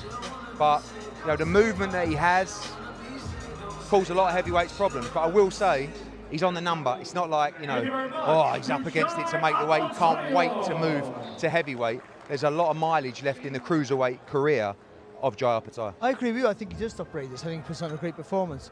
I want to ask you about him, because Simmering's the word I think of. Is he always an angry man? Yeah, it's weird. You know, I think he comes across more angry than he actually is. Like, you know, I just saw him backstage, and I wouldn't say we were having a laugh, but he said he offered me some Samoan food, and I was getting quite excited, and you know, but he's pretty much all business. You know, he's a very serious guy. A lot of people don't know he's a very good amateur as well. You know, he really excelled, you know, in that code as well. So it's a very. I'm going to have to cut in just for 2 minutes, just because I don't really. You've got some front, Eddie. I don't really want to upset the big man. It's your fighter in the ring, Eddie, and Ali wants to speak to him. I'll let you off. Just waiting for your promoter, Eddie Hearn, to finish talking about you. How are you feeling? We've seen you in previous fights, leading up to fight night, laser focused. Are we at that stage yet? Definitely. I'm sick of the weight. You know, I'm ready to jump in the ring. You've had some fantastic performances since the first fight with Briedis. How much of a better fighter is coming in the ring from you? I feel like we're always growing, we're always learning, we're always progressing, and I'm looking on putting a career best performance. As well as yourself being a better fighter, are you expecting a better version of Briedis on the night? Yeah, I'm expecting the best version of Briedis. You know, I'm prepared for the best version of Briedis. So anything less than 12 rounds of war, I'll be disappointed. Well, you say that, but I have just heard Eddie Hearn say that he believes that you will get the knockout on Saturday. Do you think that's going to be the case? Do you think that's how it ends? I'm prepared for 12 rounds of war. If the knockout comes, it comes. But I'm ready for 12 hard rounds. Focused in. Thanks for your time. Thank you. I like the way he's got the Ring Magazine belt kind of around his shoulder. It's almost just a bit of a statement there. You took the IBF, you're not taking this one. Yeah, for sure. It just shows you, doesn't it, Ed, what that belt means to fighters. Well, it's so bizarre. I mean, you know, he was ordered to fight Mairis Briedis for the championship. Briedis wasn't ready, so he requested to have a fight in the interim, and the IBF said no. So they stripped him, and now he's fighting for the title again. I mean, it all seems a bit silly, really, but let's be honest, I don't think there's anyone on the planet that doesn't agree that Jai Opetaia is the best cruiserweight in the world right now. So the belts are nice, and we want to see him unify as quick as possible. All right, let's see what he can do. Another one of your charges are about to make their way to the ring. So let's go to Thomas Schreiber, because he's going to introduce Cacace and Cordina. Ladies and gentlemen, our next two fighters competing this Saturday night in a 12-round contest. It will be for both the IBF and IBO Super Featherweight Championships of the world. Let's first welcome, coming to us from Belfast, Northern Ireland. He brings a record of 21 wins, 1 defeat, 7 wins. Coming by way of knockout, let's welcome the reigning and defending IBO Super Featherweight Champion of the World, Anthony, the Andy Town Apache Cacace. Eddie, was there any thoughts of making this fight in the past? Was Cacace on the radar at all for Cordina? Yeah, it was actually, even in an Eliminator or European Championship a few years ago. Obviously, this is a beautiful warm-up for Matchroom v Queensbury in the 5v5. Yes. Psychologically, we want to deliver this blow right to the heart, you know, and see Joe Cordina come through. One thing I think interested about this fight is, don't forget this fight was previously scheduled for February for the Fury Usyk fight. And that fight came around really quickly for Joe Cordina. Like, he was in camp, he had to fly out to Los Angeles with Tony Sims and the boys. And he would have been okay, but I don't think he would have been 100%. I don't think the weight would have been perfect. And that's the real struggle for Joe these days at 130, making sure he does the weight right. That extra time in camp, I think he looks brilliant right now. He's been out here a long time, I think 2 weeks already. Him and Tony Sims running in this heat like lunatics, and I think you're going to get a really good performance from Joe Cordina. But this is a tough fight. Why Anthony Cacace? Sorry, Barry. Why Anthony Cacace? Because, you know, obviously we were asked if we wanted to have a fight on the card. We put forward Joe Cordina. Frank Warren put forward Anthony Cacace. He's well ranked with the IBF. You know, it's another Brit, you know, Northern Ireland guy. So, you know, it's a good fight. And for Joe, all Joe Cordina is interested in now is the biggest fights. He's been quite honest about it. The most amount of money and the most amount of gold and belts and everything that he can win. So this fight financially for him obviously was a big opportunity. But a lot of the guys in this position on these cards are hoping to grab the attention of His Excellency to say, all right, he's back in October, you know, or he's on the Wembley card, or he's in the USA versus UK card as well. And Joe got a taste for it out here. He likes the finer things in life. What is I think next? he'd like to. What is next for Joe? If he gets through Cacace in impressive style, I think, you know, is it a guaranteed move up? There's a very dangerous mandatory against Sugar Nunes, our guy who's a beast at 130 as well. So he's going to have to look to do something unique, and I think that comes with a unification. I think the Lamont Roach fight is a great fight. Potentially, if that USA versus UK fight happens, we'll see what happens with Lee Wood as well. I'd still like to see that matchup. I think it's a great fight for British fight fans as well. And also potentially a move to 135 pounds. You know, you see a lot of that lightweight division now moving up. You know, I don't know, is there a George Kambosos fight? Is there a Lomachenko, a Shakur Stevenson fight in the UK perhaps? But Joe just wants the biggest fights out there. He's a two-time world champion. He's at that age now where he wants to maximise his career. And I rate him highly. I think a lot of people will be looking at the Monaco performance thinking, but I prefer to look at the Agawa and the Rakimov performance that showed all the facets of his game, from sharpness and punch power to a kid that's got a lot of dog in him as well. Eddie, just before we let you go, we've got to ask, obviously, your thoughts on the main event, Tyson Fury versus Oleksandr Usyk. A lot of people have gone back and forth with it. I feel like you've maybe firmly stuck with, not firmly, but you've maybe said that you think Fury will get it done. Is that right? Just because I knew John Fury was out here. So this is how I see now. I've had another think about it, right? I think that Fury is going to box off the back foot, right? He's going to box very defensively, I think almost like the Klitschko performance. And I think Usyk's going to actually box on the front foot and box very aggressively in this fight and walk him down. The danger for Tyson Fury boxing that style is, against a volume puncher like Oleksandr Usyk, you can't just get away with pot shots and one-shots and holding and grabbing. You've got to be trading with him and you've got to be landing shots, because Usyk, I think, will quite enjoy walking Tyson Fury down. I said earlier in the week that actually I prefer the aggressive Tyson Fury, and maybe he could win the fight by stoppage, but I've now just confused myself and I don't know what I'm talking about. But for somehow, I'm back in the Brit and I'm going for Tyson Fury. I said stoppage, but I'm going Tyson Fury on points on Saturday night. Eddie just wants AJ versus Fury, that's why he's saying that. All right, let's go back down to Thomas Triber, because Joe Cordina is going to make his way in the ring. And now let's welcome, coming to us from Cardiff, Wales. He is a former 2016 Olympian, now undefeated as a professional with 17 wins. 9 of his 17 wins coming by way of knockout. Let's welcome the reigning and defending IBF Super Featherweight Champion of the World, the Welsh Wizard, Joe Cordina.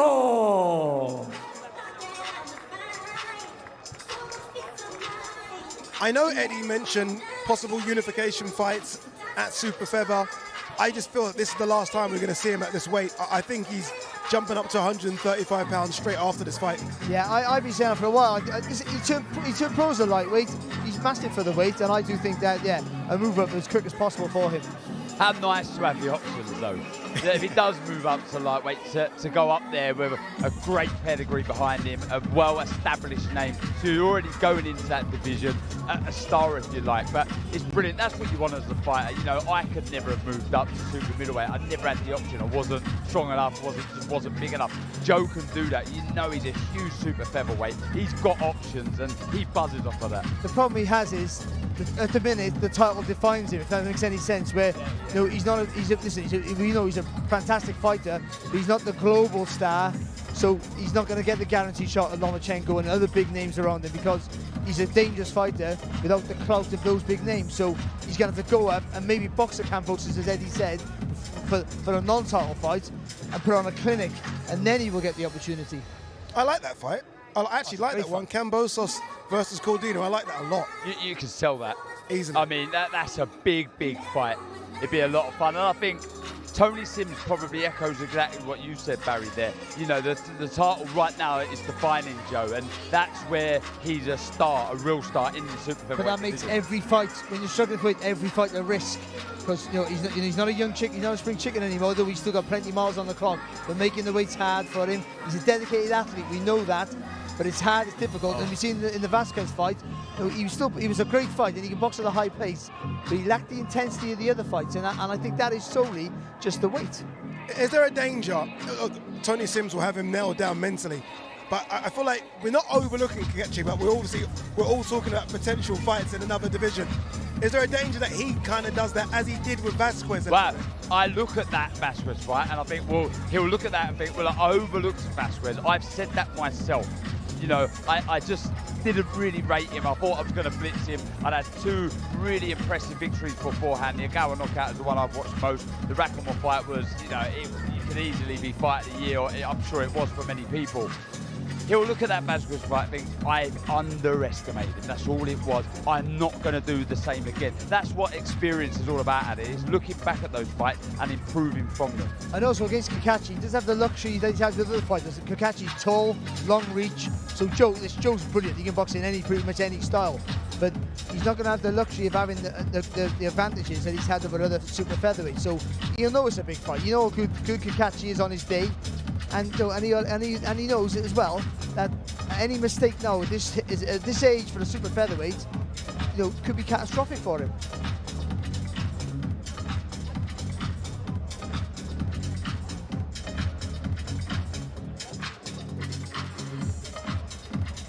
Thank you very much to the Welsh Wizard, Joe Cordina.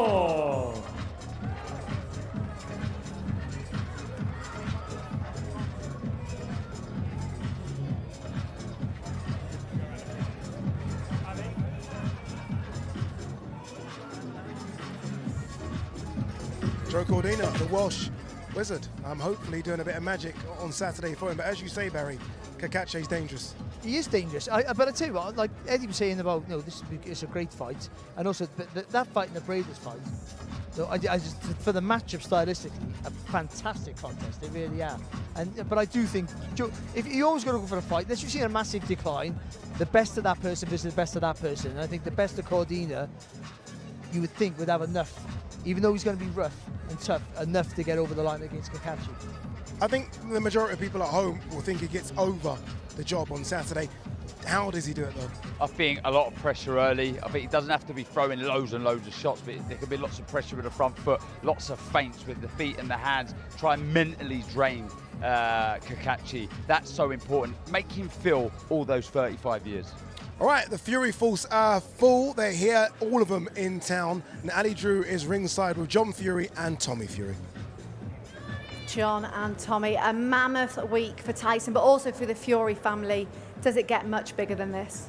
No, I mean, this is the highest stage it can be on. It's all the marbles on the line. It's the biggest fight in 50 years. I mean, if you can't get up for this, I don't know what you can get up for. So what an event, and proud to be in Saudi Arabia. Does this week feel different compared to previous big, you know, Tyson Fury fight weeks? They're all huge, but does this feel that little bit more special? Yes, because of where it's at. We're in the great kingdom of Saudi Arabia, and there's only these people, the Saudis, can put a fight like this on. You know, for my mind, it's the 9th wonder of the world going to happen here Saturday night. You know, it's going to be remembered in 100 years to come and more, you know, and we can only thank the great kingdom of Saudi and Turkey Al Sheikh for all the powers to be helped to put all this on. We're only privileged to be here, and all we want to do is serve up a great fight and be victorious, and I'm sure we will be. It's been quite an eventful week so far, especially for you, John. Is there more to come? We can't really expect anything less from the Fury family. The thing is, you know, we're in the fight game. People must understand that. And in Britain, I think we've lost our way a bit. You know, I'm a guy from the 80s. You know, that's every day of the week that happens, you know, and it's no big deal. You know, it's a sport. You know, we're all rough and tumble, big guys, full of testosterone, and things happen. You know, emotions run high. But listen, hear this. I mean, no harm to any Ukrainian. I've got the height of respect from them, good luck with all the troubles. You know, but listen, we're all fighters, and that's what you can get from fighters. Yeah, and it's very passionate this week from both sides. That's the word I was looking for. Thank you for that. Tyson's looking in great shape. Is that the game plan? Is that the sort of main game plan going into this? Yeah, I mean, you know, we've been there, we've seen him spar, we've seen him train, and especially leading up to the fight on this week. It's the best we've ever seen him. He's razor sharp, he's mentally focused. You know, everybody's seen from the pictures that's been out there. He's trained really hard for this, and he's in the best shape that he's been in. And if he just does what he's been doing in the gym, I believe he walks through Usyk, and that's it. Because on his day, Tyson can't be beaten. If he shows up mentally prepared, you know, which he is, I don't see anybody in the world beating him ever, past or present. Well, it's all happening on Saturday night. But before we go, Tommy, what is next for you? When are we next seeing you fighting?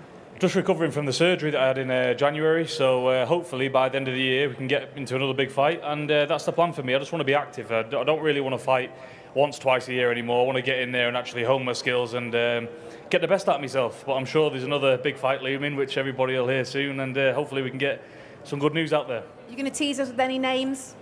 Not just yet, you'll have to stay tuned. Brilliant, thanks for your time. We all know the names we're looking at, don't we? Well, listen, thank you for having us on stage. Thank the great Kingdom of Saudi, all the people that's attended and what's going to buy the pay-per-view. I'm sure you will not be disappointed. Great things going to happen Saturday night. Thanks, everybody, for attending. God bless you all. Thanks for joining us.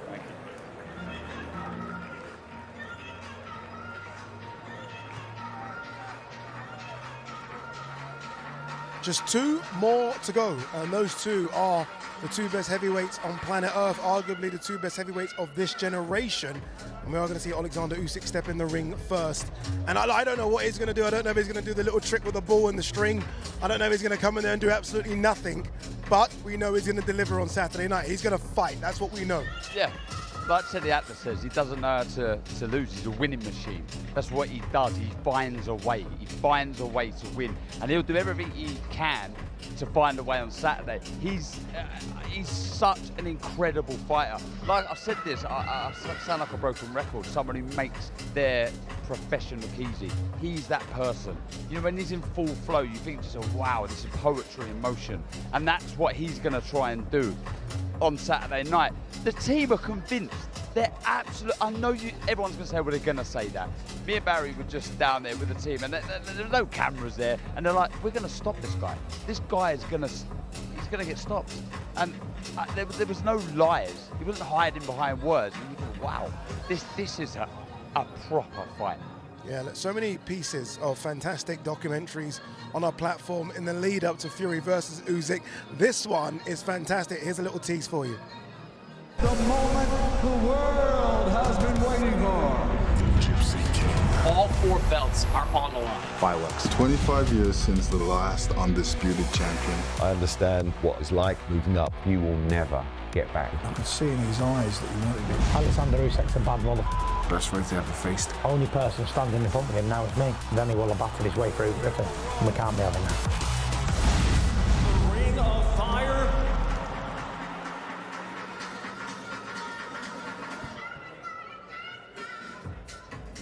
As with all main event fighters, I've realized this now, since covering the sport of boxing, they like to hit their time. Oh, yeah. And Oleksandr Usyk and Tyson Fury are running slightly behind. That's just kind of what they do. The mind games, ladies and gentlemen, have started now. It starts early, doesn't it? This is what they do. Yeah, it's heavyweight boxing, I'm afraid. I remember it being a kid, you know, waiting for the heavyweights to turn up so you can weigh in. You know, they don't have to worry about the weight. They just turn up when they want. And I mean, it's the same with this. It's, you know, it all builds to the tension for me. You know, as much as we want to see him in the ring, it just builds the excitement. It builds the energy. Everybody wants to see these 2 guys, and everyone wants to see them on Saturday night. Massive. I just feel sorry for Thomas Schreiber, who's in the middle of the ring, waiting. Look, he wants us to throw to him. Thomas, not yet. I'm sorry, Thomas, not yet. We're waiting for Usyk to come and Fury. Couple more minutes, Thomas. But no, look, I mean, we do have something special on Saturday. I mean, I know we keep saying it, but I really want to emphasize just how good a contest it will be. Everyone we ask is on the fence, is split. No one's like 100% Fury, 100% Usyk. That's what is this. That's what makes it so special. And we say it all the time, but I do think those early rounds, they might not win you the fight, but they'll see how the pattern's going to play out. And I do think that Usyk's going to have to take the centre ring and put the pressure on Tyson Fury and try and make him work hard. Usyk punches off your punches very well. With the lateral movement as he's stepping forward, forces you to throw when you're uncomfortable, and then works off that. and then spins around the target at the heavyweight because he has to stay light on his feet to not take any fire back. And if he can do that against a Fury who punches and leans back, it's going to be difficult but Fury will throw, and then Usyk will throw off that, and then Fury leans all the way back off that back foot. You can't get to him. Because don't forget about Tyson Fury being tall. He has a massive reach. It's longer than it should be for his height, I feel, and that gets him out of trouble so many times. So Usyk's going to have to take a bit of a risk of leaping into the target now and again to do what he does so well. Who's got the biggest win on their resume? Is it Fury, Klitschko, or is it Usyk jumping up in weight and beating AJ twice? Who's got the biggest win? Well, there was the fear factor around Wilder, wasn't there? I think for Fury, everyone's saying the first one, yeah. The first one. Yeah. You know, they're one of the biggest punches the division's seen. But then you see the form that AJ was bringing into the fight and Usyk stepping up. It was remarkable. I'll probably lean towards Usyk's if I'm deadly honest. I'm the other way. Yeah, and I can understand that. I can understand that, but I've seen Wilder not looking so great. I think maybe was the reputation a little higher? Was there a little too much fanfare? What was the quality of opponent of Wilder like? You know, was he as good as people made out? No doubt he punched as hard, so it may, you know, glamorise that victory a little bit. But with AJ, we know. Very good fight. Look, it's like that.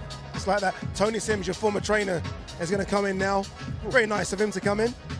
Tone, how are you? How you doing? You're yeah, good, not bad, Tone. How's Joe? We've been talking about the weight. We're all thinking he's going to make that move to lightweight. How's he struggling or comfortable in making super feather? Yeah, we've been out here for 3 weeks, so... It's hot out here. Yeah, no, he's done the weight really well. He was like £3 over today, so, you know, he's done the weight easy, to be honest, and... you know, it's been a good camp out here. We've stayed on the same resort as Tyson Fury. We're the only 2 camps on that resort, so we had a really good camp. No distractions. So, yeah, it's been great. Yeah. So, sorry, I was going to jump in. How is his opponent, Anthony Cacace, a different fighter? I remember him fighting Martin Ward, who you trained back in 2017. How is he a different fighter now? Just obviously experience, you know, that was a few years ago he fought Martin, and Martin boxed well that night, I thought, and he was strong though, and he was a tough competitor. Obviously experience makes you a better fighter, and I believe Joe will be superior to Anthony on the night, you know, and obviously Joe's looking for the big name fights as well now, so he's pretty confident of winning this fight.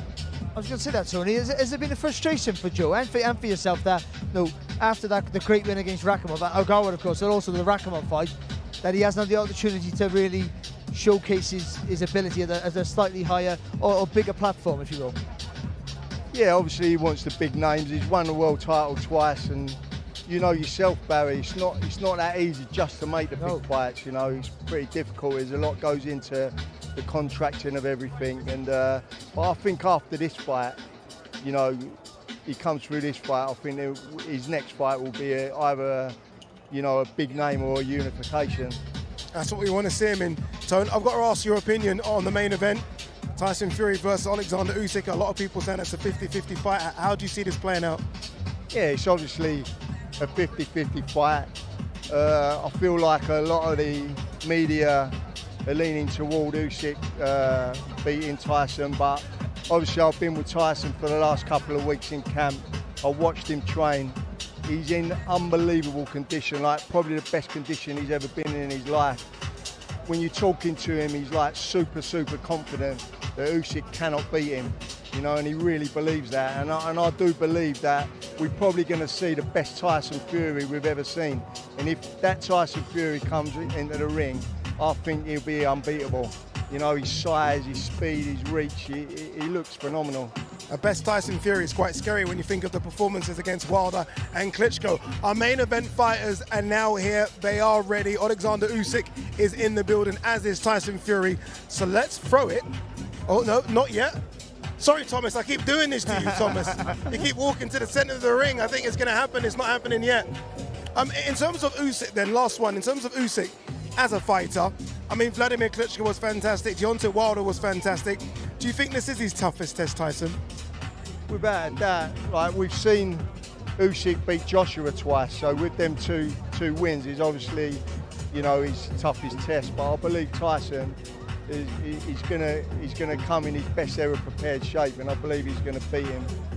All right, Thomas, no more teasing. They are in the building. You can do your thing. Introduce the main event fighters. Ladies and gentlemen, welcome to the media workouts for Ring of Fire. A great night of World Championship Boxing this Saturday, live from Kingdom Arena in Riyadh, Kingdom of Saudi Arabia. It is all being brought to you by Frank Warren on behalf of Queensberry Promotions and Bob Arum for Top Rank Incorporated, in conjunction with Riyadh Season, National Events Center, the General Entertainment Authority, GIA, Gold Star Promotions, K2 Promotions, and Sella.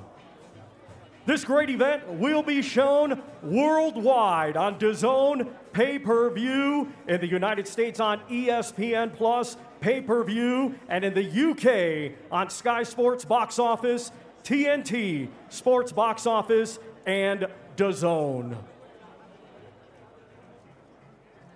Ladies and gentlemen, at this time, we would like to extend a big thank you to the custodian of the two holy mosques, King Salman bin Abdulaziz Al Saud, His Royal Highness, the Crown Prince Mohammed bin Salman, and His Excellency, Chairman of the General Entertainment Authority, GIA, Turkey Al-Sheikh.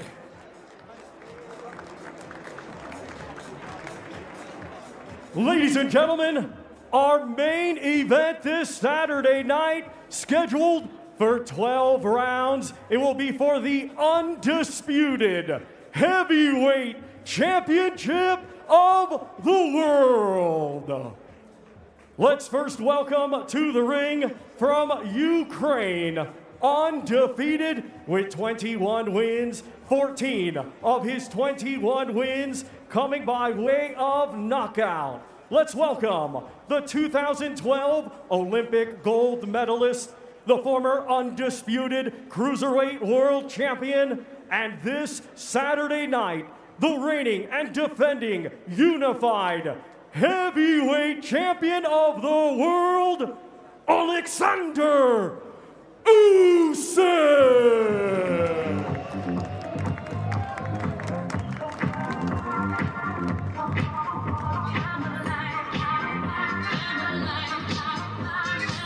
Here he is, the current unified heavyweight champion of the world, the former undisputed cruiserweight champion of the world, Olympic gold medalist, world championship gold medalist, European championship gold medalist, and he's brought the whole crew with him as well.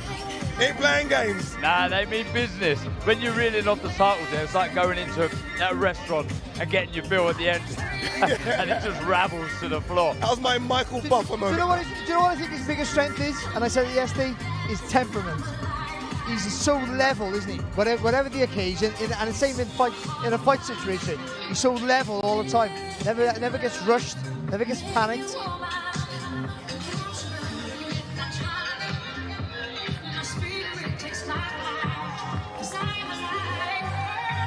I wonder if he'll juggle. I don't know what to expect from his workout. I see gloves behind, so he might give us a little treat here. Hey, get a little sweat on, no doubt. You won't find out nothing, but I must say, he looks big.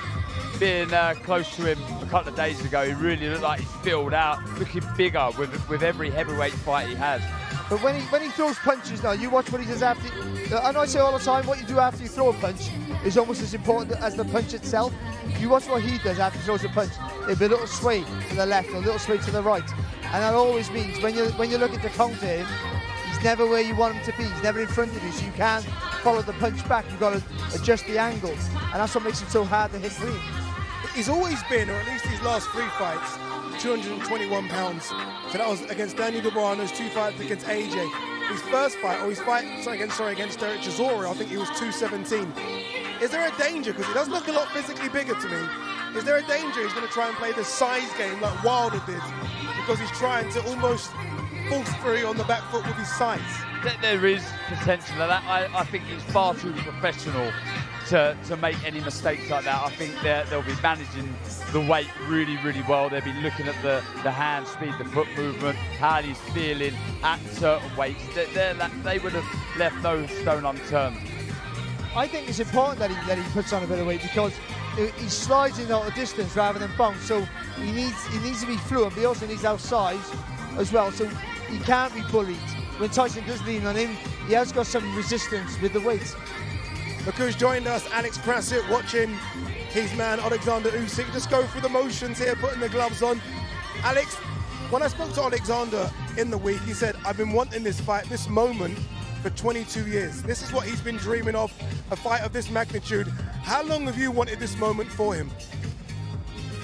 We started our journey together back in 2013.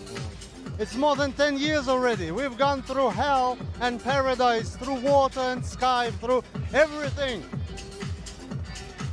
When I first met him, when we were making a deal, I gave him a promise that he will become the world champion in 3 years. God helped to accomplish my promise 3 weeks before the expiration. And since that time, we are together. Alex, we had a talk off air yesterday, and you were telling us about the preparations that Usyk's having, the damage that he's been putting on to his sparring partners. They've been struggling, they've been dropping the size that he's been putting on. Can you tell us about the preparations for this fight? Listen, it's Tyson Fury's fault. I'm not like blaming him, but it's naturally his fault. Because he rescheduled the fight 3 times, and he gave a chance for Oleksandr Usyk to get as big as that, to get as strong as that, and as well trained as that. Yeah, now he's a different man. I mean different, he's not a cruiserweight, he's not an amateur anymore. This guy is a tough, look at what he's doing. That's why when I speak about the upcoming fight, I mean the finish inside the distance. He's too strong now. By the time, do you mean he's had time to put on the weight and then be able to keep the mobility, like train with that weight with him to keep the suppleness that he has? Ukrainian food, that's his best supplement. Can you send me some, please? We all need that, we all need it. No, listen, his camp is the bunch of the scientists. Every man that you see around him is a scientist in his field. It includes everything. It includes diet. It includes how he sleeps. It includes how he eats, how he trains, what he does, what he doesn't do. So every single moment of his training camp is under control. And his body, his mind, everything is under control. That's because the big results needs big efforts. And these guys, they have put the biggest efforts into it. And that's why he's always calm. That's why he's always calm. He's always level-headed, never panicking. You know why? The fighter deserves his victory, not in the ring. He deserves his victory in a training camp. And this man has gone 3 already in a row. So he deserved it 3 times. When he gonna be waiting for the fight, for the walk-in, he will be nothing to hesitate about. He's done it 3 times. He went through almost 500 rounds of sparrings. Can you imagine? 500 rounds of sparrings for just 1 fight. That's why it's undisputed, and that's why this man deserves to be undisputed. Alex, we spoke about Usyk's weight, the size of Usyk. A lot has been spoken about Tyson Fury, the amount of weight he's lost. What do you think? What does that show? Yeah, Oleksandr Usyk did not gain weight because there was no purpose for that. He stays in his normal weight, he looks better. It doesn't mean that the amount of his muscle is the same, it's bigger, but his weight is more or less the same. But we're gonna see it Friday night. Regarding Tyson, if there is no science behind it, some sophisticated science, then it's probably not the best work he's done. I mean, losing weight that fast and that much.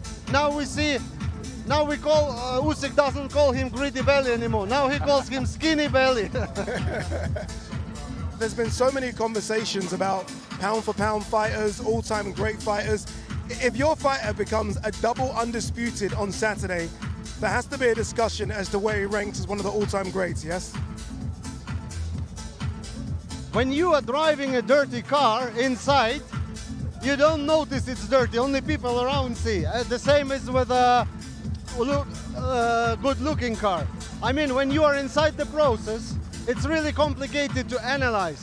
Definitely, if this man, when this man becomes double undisputed, he's on the same level with the best that we consider best of the best. But when you are inside the action, you cannot think of it. You think of something very important that's going to happen Saturday night. You've become very Shakespearean, Mr. Krasiuk, over the years. Very Shakespearean. Have you ever wrote a book before? Not yet. I just started one. I think Oleksandr Usyk has finished his little session for us. I think. There's Tyson. Skinny belly. Skinny belly. But he looks good. I was just about to say that. He does look good, doesn't he? Absolutely. Yeah. He can be, how you say this? He can be a hero for the underwear commercial. That's what Usyk said. Just quoting him. Did you look at this as Usyk's toughest test? Again, you look at what he did as a cruiserweight, as an amateur, as a heavyweight. Is this the acid test? Definitely, yes. Yeah. We respect Tyson Fury. First, as a man, as a personality, this is 100%. It's not under discussion. But we also respect him as an athlete.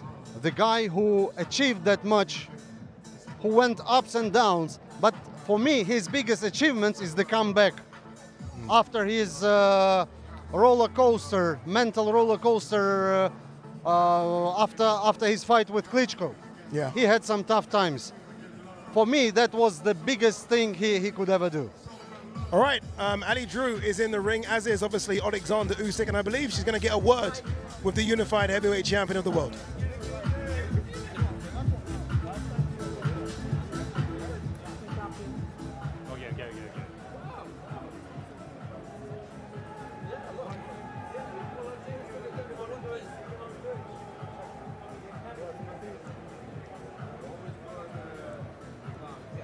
Right, you ready now?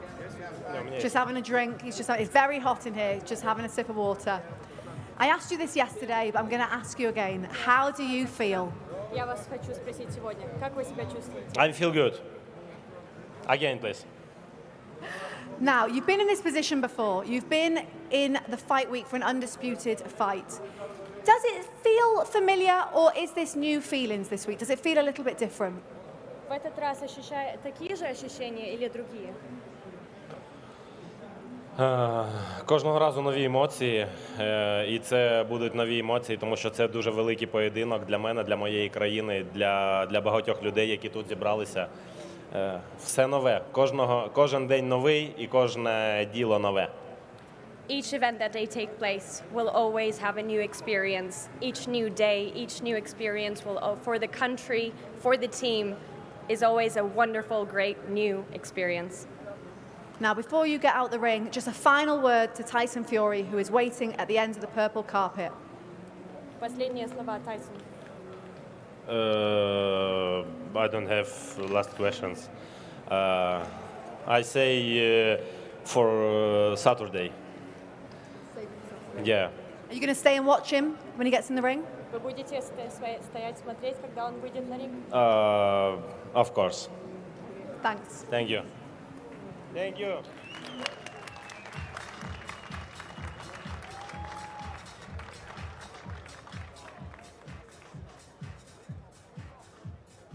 Let's now welcome to the ring from England, undefeated with 34 wins, one draw, 24 of his 34 wins come by way of knockout. Ladies and gentlemen, here is the lineal world champion and the reigning and defending WBC heavyweight champion of the world, known as the Gypsy King, Tyson Fury!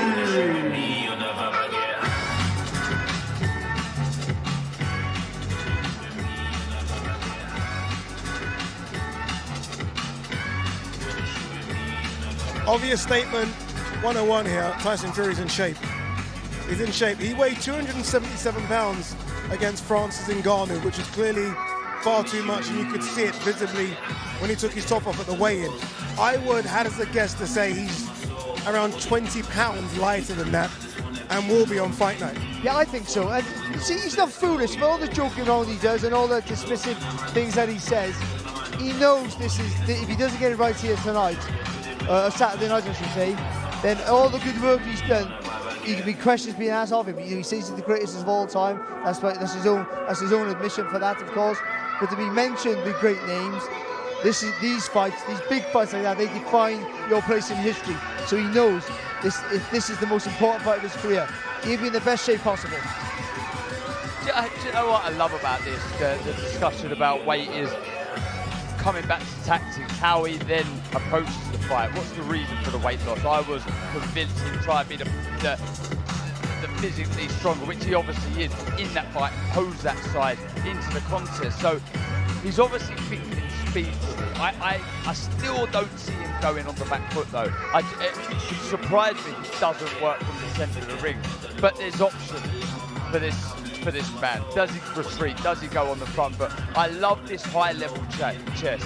There's always, he was mentioning the movement of Usyk after Barry, and that's when they talk about it as the physical game of chess. It's thinking 2-3 moves in front. So that's always thinking about the defence before you mount another attack. This is why I love this sport. It's the tactical warfare that we're going to experience unfold on Saturday night. I cannot wait. But he was saying yesterday that he hasn't lost any weight, wasn't he? He was saying that I'm going to come around 19 stone. He just, my body shape has changed. And if that's the case, I don't believe him. I don't. But I think he needs to both. He needs to be mobile when he needs to be mobile. He also needs that natural strength as well and size. So if Usyk gets close, to hold him and be able to keep hold of him and put his weight on him. When you're the bigger guy, you don't have to push and pull, you just have to lean. And he does that, and he's done that throughout his career. He's very good at it.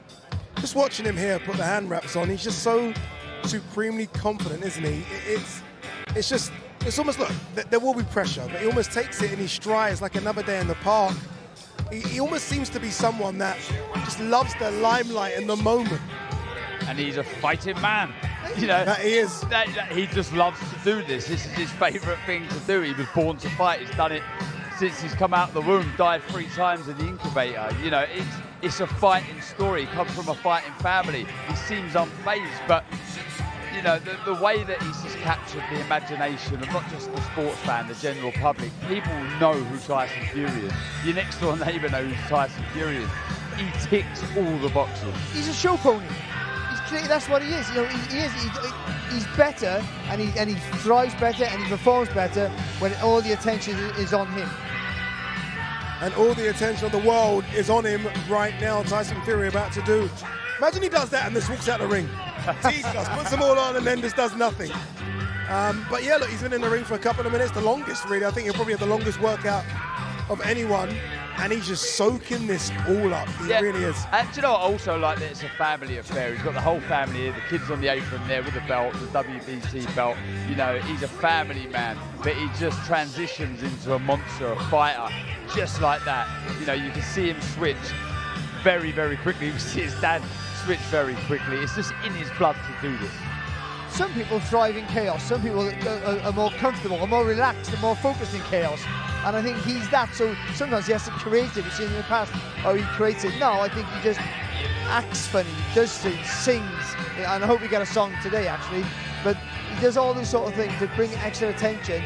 So it's sort of manic and chaotic. And I think he feels at home then.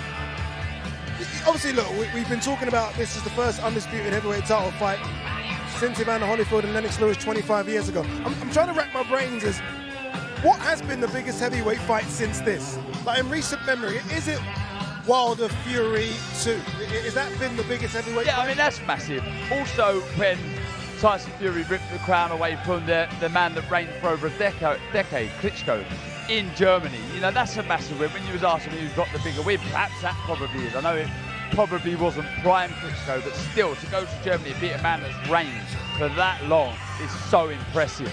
I mean, some of the Lewis fights were huge. I used to love watching them. Yeah. You know, what a great fighter he was. I'd love to have put Tyson Fury in this era now. I'm personally against them all. But this man here has been in some massive fights, and he's still doing so. And I think as long as he keeps fighting, he's going to be in huge fights. That second Wilder fight, where he boxed brilliant in the first fight, and obviously in the end then, it was a draw we felt had done by getting off the floor the way he did, and then coming back and telling us all he was going to push the big puncher back and knock him out. No one believed him. But when he did it, it was one of the best performances I've been at ringside. Look who's here, my best friend. Spencer's here again.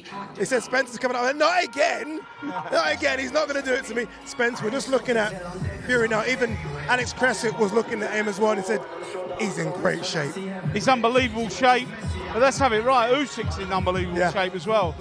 Usyk looked very big to me, and he came in and went on an orthodox stance as well there.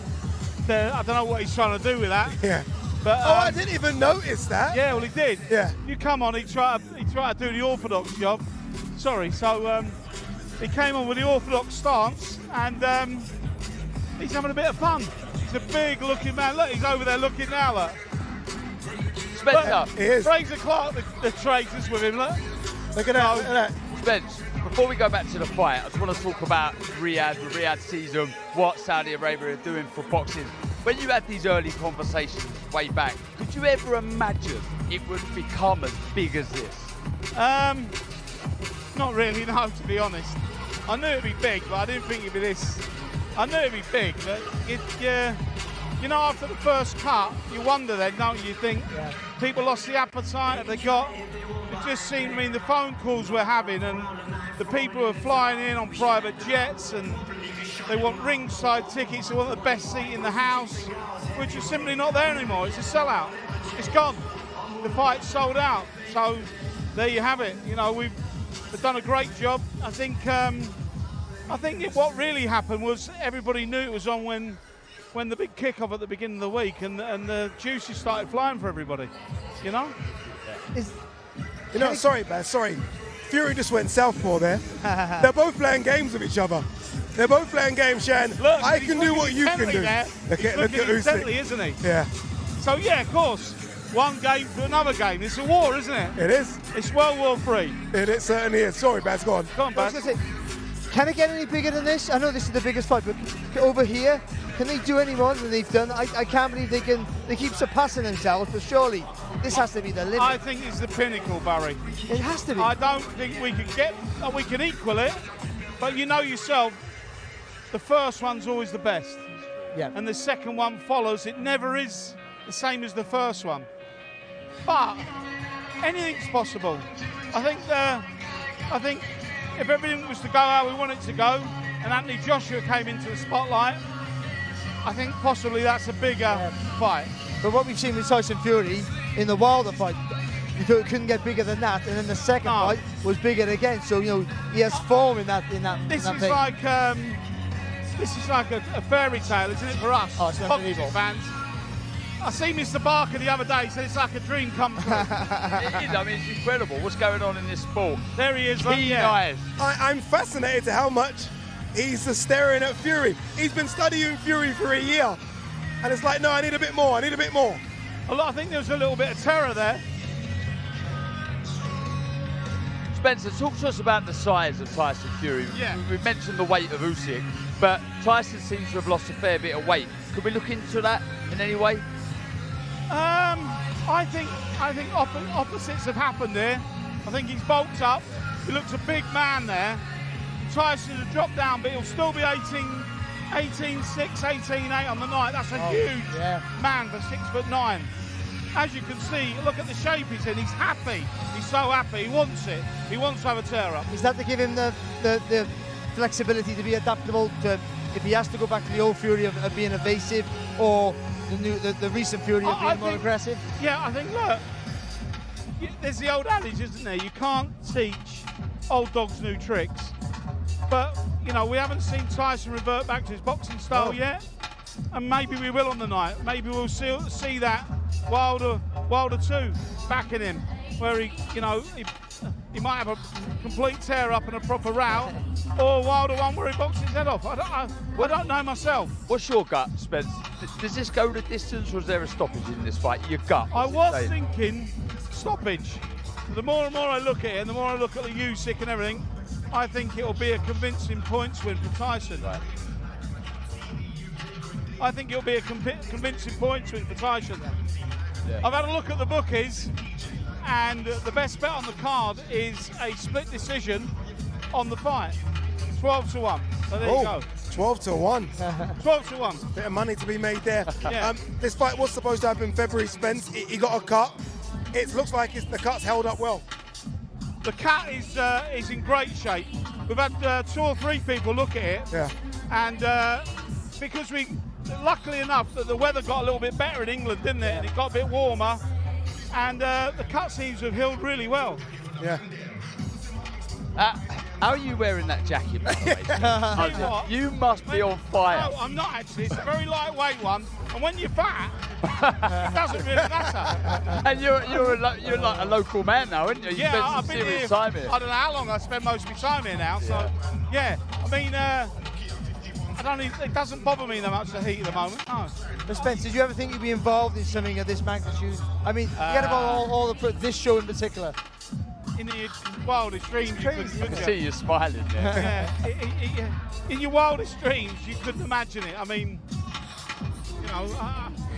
from zero to hero type job, isn't it? That's what it is. I see in the boxing news as well, you was ranked, what number was it? Most influential man in boxing. I thought somebody was winding me up when they told me that. That's incredible, though. Yeah, but it's all down to Tyson. Got his trust in me. Turkey Al-Sheikh, his team have got their trust in me. I've done, we've done the 2 biggest fights in the world, and I think we're going to do a lot more. The indication is this is just a start, and there's massive things to come. So you've got a future Hall of Famer in your fighter. Yeah. Are we going to see you as a future Hall of Famer? I don't think so. I think I'll be brown bread by then, but anyway. I'm just, as you guys are talking, I'm just watching Tyson Fury, and he looks so elusive. Look at him. On the back foot, on the front foot. I mean, he looks fantastic. He really does. I tell you what he's got to negate, and that's that big arm of his. How do you get inside? It's very, very hard to get inside of Tyson Fury. Not easy at all. Not easy. And what you see here is he's having a little play, having a mess about. But how do you get inside with this man? And I think everybody forgetting, this man can dogfight. He's got the skills, but he can dogfight. He's one of the best. He can dogfight. He's got one of the biggest hearts in boxing, and I think that he might have to pull it out on the night, but when he does, you'll see a man who can properly have a fight. We all know he can do that. Spence, got to let you go. Thank you very much. Thank you for not putting it on me today. No, get away from it. Get away, Spence, get away. No. Lovely. Cheers. I'll send you some merch as well. Me, please, as well. Me, please, as well. Thank you, Spence. Tyson Fury, look, throwing that triple jab. Honestly, he does look really good. He looks really sharp. Yeah. And although he is slim, he still is 18.5, 19 stone. He's still such a big man. Yeah, you said sharpness, you agreed, and so do I. Very, very quick hands for a big man. He throws it with such, effortless speed. It really is. And when you see him here and you see him putting that fencing lead arm out, it does all of a sudden look very difficult for Usyk to win this fight. See, I don't see him walking forward flat-footed. I don't see him dancing around either. But I do see him being more on the balls of his feet than we've seen him in recent times. I think from the centre of the ring? Yeah. Well, I think he's going to allow Usyk to come at him a little bit. But I think he's going to be feinting, stepping back, and trying to make Usyk fall short and then counter it. But I think that jab, whipping jab, flicking jab, is going to be a constant weapon, trying to force Usyk to punch from too far out. Southpaw again, Ade. Southpaw again. He knows, look, he's literally showing Usyk, I can do everything. Back foot, front foot, southpaw, orthodox, whatever you want, I got it. And I think that will be his plan, to show Usyk that on fight night. To show how versatile he is and how unorthodox he is. Usyk's seen enough, he's out of here. Usyk is walking away, and all the cameras are chasing him as well. what's going to be so hard for Oleksandr Usyk is he reads your rhythm, but Fury changes from round to round. So how do you able to read his rhythm when he can constantly switch? He changes how he does the pattern of the fight. That's going to be another mental battle there for Oleksandr Usyk that he probably hasn't encountered either ever or for a very long time. And that, ladies and gentlemen, is the end of Tyson Fury's workout. Got a nice little sweat in there as well. Yeah, I think he worked the longest, didn't he, out of everyone tonight. He's a workhorse, that's for sure. He trains his behind off, he really does. He always goes into the fight super fit. And he'll have to be super fit, mentally and physically, to overcome Usyk Saturday night. That's it, someone hold my mic. Rocky Balboa's on, it's time to do some press-ups. Well, we've seen you shadow box so far, so it was going to be right to finish off the workout. Shadow box. All right. No, you look good. What Rocky's is from? 4. Yes. Love 4 that. Love in that. the snow. This is when he's in the cave, basically, away from home. He's in the snow. He's doing everything. All right, very quickly. Rocky 1 or Rocky 4? 4. 4? 4. There you go. There you go. All right, Ali Drew is ready to interview Mr. Tyson Fury. Let's hear what the lineal heavyweight champion has to say. Tyson, it looks like you're enjoying the occasion. How are you feeling? I'm on top of the world, baby!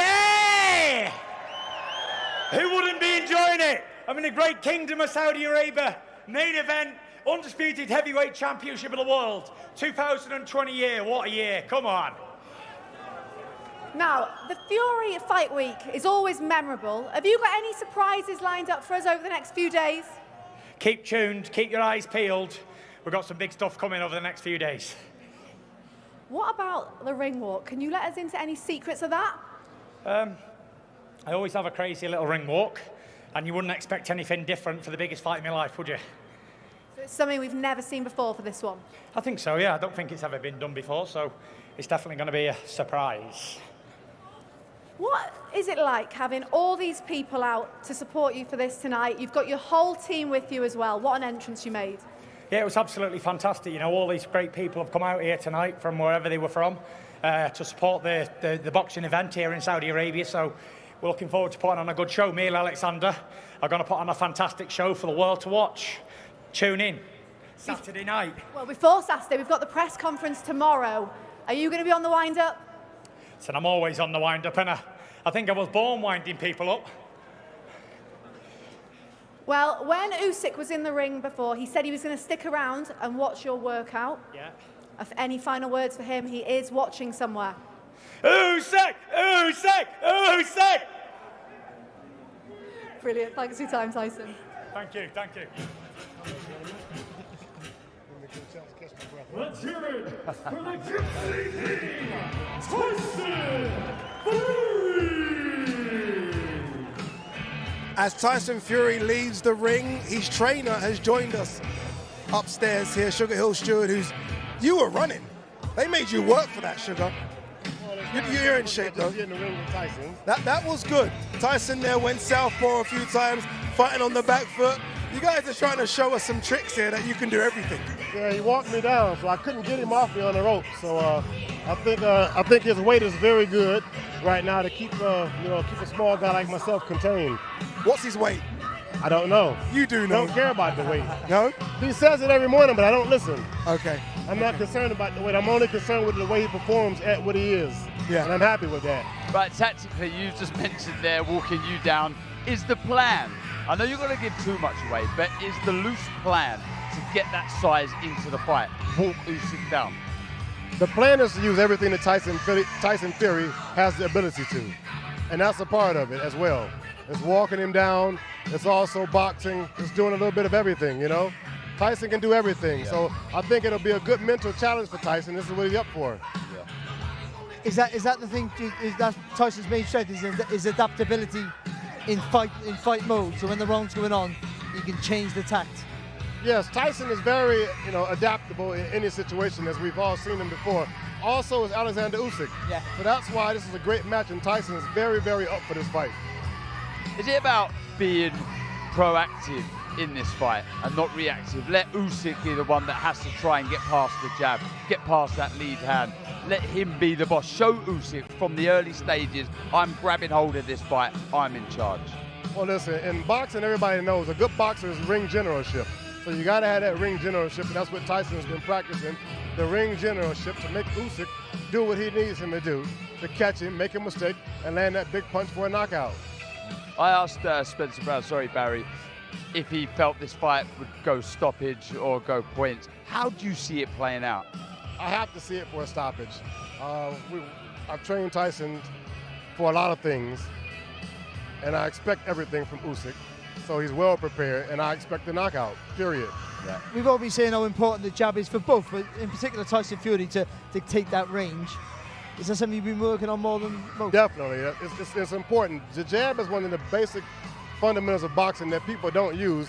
Even when they get an opponent hurt, they won't go back to the jab, which got them there. They'll just start throwing big haymakers and big left hooks and right hands, and they've forgotten about what actually set up the power shot was the jab. Sugar, how good is Oleksandr Usyk? I mean, the accolades speak for themselves, but just from you, from someone with your boxing knowledge, having watched so many different boxers, you come from boxing stock. When you look at Oleksandr Usyk, just how special is he? Listen, we both trained hard. I did a lot of thinking for this fight, and Tyson's been paying attention, and he's very focused. As Tyson stated, I mean, Oleksandr Usyk has all the credentials. There's been smaller guys moving up from cruiserweight to take over the heavyweight division, and that's what Oleksandr Usyk has done so far. Now it's time to meet Tyson Fury. Obviously, look, the focus is on fighter versus fighter. Do you ever think of what you're doing as a trainer? Like, as a trainer, you're going to be potentially, and it's right there at the moment, a trainer of an undisputed heavyweight champion. Do you ever think about that? I'm only thinking about it because you and some other guys, they bring it up. And then it comes to me because I've never really thought about it that much. And then when I do think about it, it's a little bit sentimental because Emmanuel Stewart, my uncle, had the last heavyweight undisputed champion, which was Lennox Lewis. Special, isn't it? Oh, yeah. Special. I'm here for a reason. You certainly are, and so is Tyson. That's what he continually tells us as well, that he's here for a reason as well. Final one, we're here again. We've been here, me and yourselves have been here in the Kingdom, Riyadh. We've seen big events in America. We've seen big events in the UK. We're seeing massive events here now. Listen, this is something that I remember before Emmanuel passed away. He was talking about, probably about 20 years ago, when they were talking about doing big fights in the Middle East. And now we're here, you know, probably 12 years after he passed away. And for me to be here on this stage, in this magnificent country with these great shows that they're putting on, they're making the fights here. They are certainly making the fights. Yeah, the Turkey, he's putting on these fights, he's getting these fighters together. You don't have to worry about the promoters and all these disputes. Everything is set up for him here, and I think everybody's loving it. Boxing is loving it, the fighters, and then the fans are getting what they want and what they deserve. Yeah, the fans get what they want on Saturday as well. Remember the main event, this man trains him, Tyson Fury versus Oleksandr Usyk. Let's remind you of the fight card, because it is a very, very big fight card come Saturday. All right, we'll kick things off. Isaac Lowe versus Hasbullah Ahmadi. Remember, that is a fight in the international featherweight division. We move to the light heavyweight division, the vacant WBA intercontinental light heavyweight title between Daniel Lapin and Portugal's Octavio Pudivitr. We then go to the cruiserweight division. David Nyika, unbeaten, versus Michael Seitz from Germany, unbeaten. As they say, someone's O has got to go. We stay in the cruiserweight division, not a light heavyweight contest. Sergey Kovalev, the former light heavyweight king, takes on Sweden's Robin Silwin Safar. The vacant WBA super lightweight title is up for grabs. Mark Chamberlain versus Nigeria's Joshua Wahab. And then a prospect that everyone thinks is going to go all the way. Moses Itauma takes on Germany's Ilia Mazenov. They fight for the vacant WBO Intercontinental Heavyweight title. Staying in the heavyweight division, this is a big one. Unbeaten versus unbeaten. Cuban's Frank Sanchez takes on Turkey or German now Agit Kabayel as the final eliminator for the WBC World Heavyweight title. And then 3 titles on the line. Joe Cordina versus Anthony Cacace for the IBF and IBO Super Featherweight title. We then move into the cruiserweight division, the vacant IBF World Cruiserweight title up for grabs. 2 former belt holders of that belt, Opetaia takes on Mairis Briedis. And then Tyson Fury versus Oleksandr Usyk for everything. not just the belts, the bragging rights. Who is the best heavyweight of this generation? Absolutely everything, ladies and gentlemen. All right, day 2 is done. It's in the books. The media public workouts are over. Now, have you changed your mind again? No, or I must say I'm now a lightweight. You're more reaffirmed. The amount of weight I've lost this evening. Yeah. But no, I haven't. I still believe Tyson Fury wins this on points. I think we're going to see a bit of everything. We're going to see lots of drama. We're going to see some high-level chess. We're going to see a bit of everything. But I just believe Tyson Fury will get the job done. Yeah, well, I've been steadfast, haven't I, with Tyson Fury. I think it's going to be a difficult fight for him. But I do think that adaptability we always talk about, he has it in spades, and I think that will be the difference here. All right, Ali, you were there. You're up close and personal with the both main event fighters. Go on, how are they feeling? The weight, how's it really looking? It's difficult to see from here. Does Tyson Fury look as good as we think he does? Yeah, he did. I was surprised, actually. He looked relaxed. He looked confident. He was dancing in there, singing. He looks in great shape, like the best shape. He was looking quick. He was having a laugh in there. So he just looks like there's no pressure on him, but he looks, I'd say, the fittest that I've seen him. And Oleksandr Usyk, I mean, we've been saying here he looks a bit bigger. As I've continually repeated, he normally weighs in around 220 pounds. Does he look bigger than that? Do you think he's going to come in a bit bigger? I think he will. I've not actually seen him up close, so I can't compare it in real life terms. But to me, he looks like he'll come in heavier, I think. That's probably the tactic, I would say, from him. But yeah, again, he looks confident. He comes across almost indifferent sometimes, but that's obviously not the case. But he's very, very chilled, and yeah, he looks up for it as well. All right, Fury, don't do anything. Stick on the fence. Stay with me, stick on the fence. It's the best place to be, Ali. Trust me, you want to keep a long term in this business, stay on the fence like I do. All right, day 2 is now in the books. Tomorrow we have the press conference, then we got the weigh-in, and then we have fight night. The QR code is on the screen. Scan it, be a part of something very, very special. We are going to find out who is the man in the heavyweight division for the first time in 25 years. Why would you, in my Teddy Atlas voice, not want to be a part of this? Of course you want to be a part of this. We'll see you tomorrow. A tale as old as time. A legendary champion in search of another champion has found his match. Facing each other under the watchful eye of history. Let's get ready to rumble! And it is time to fight.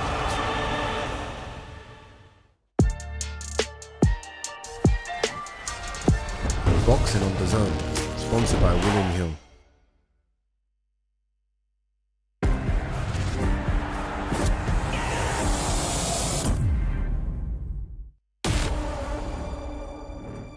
Ready?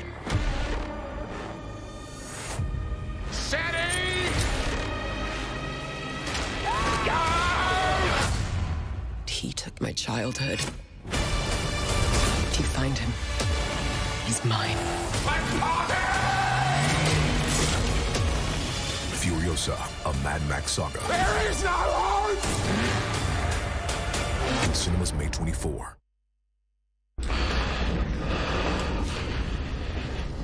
What's he got saying? Turn around. Or join them.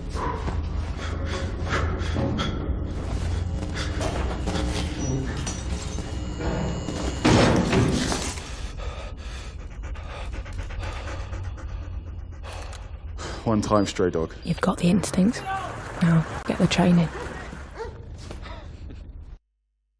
Boxing on DAZN, sponsored by William Hill.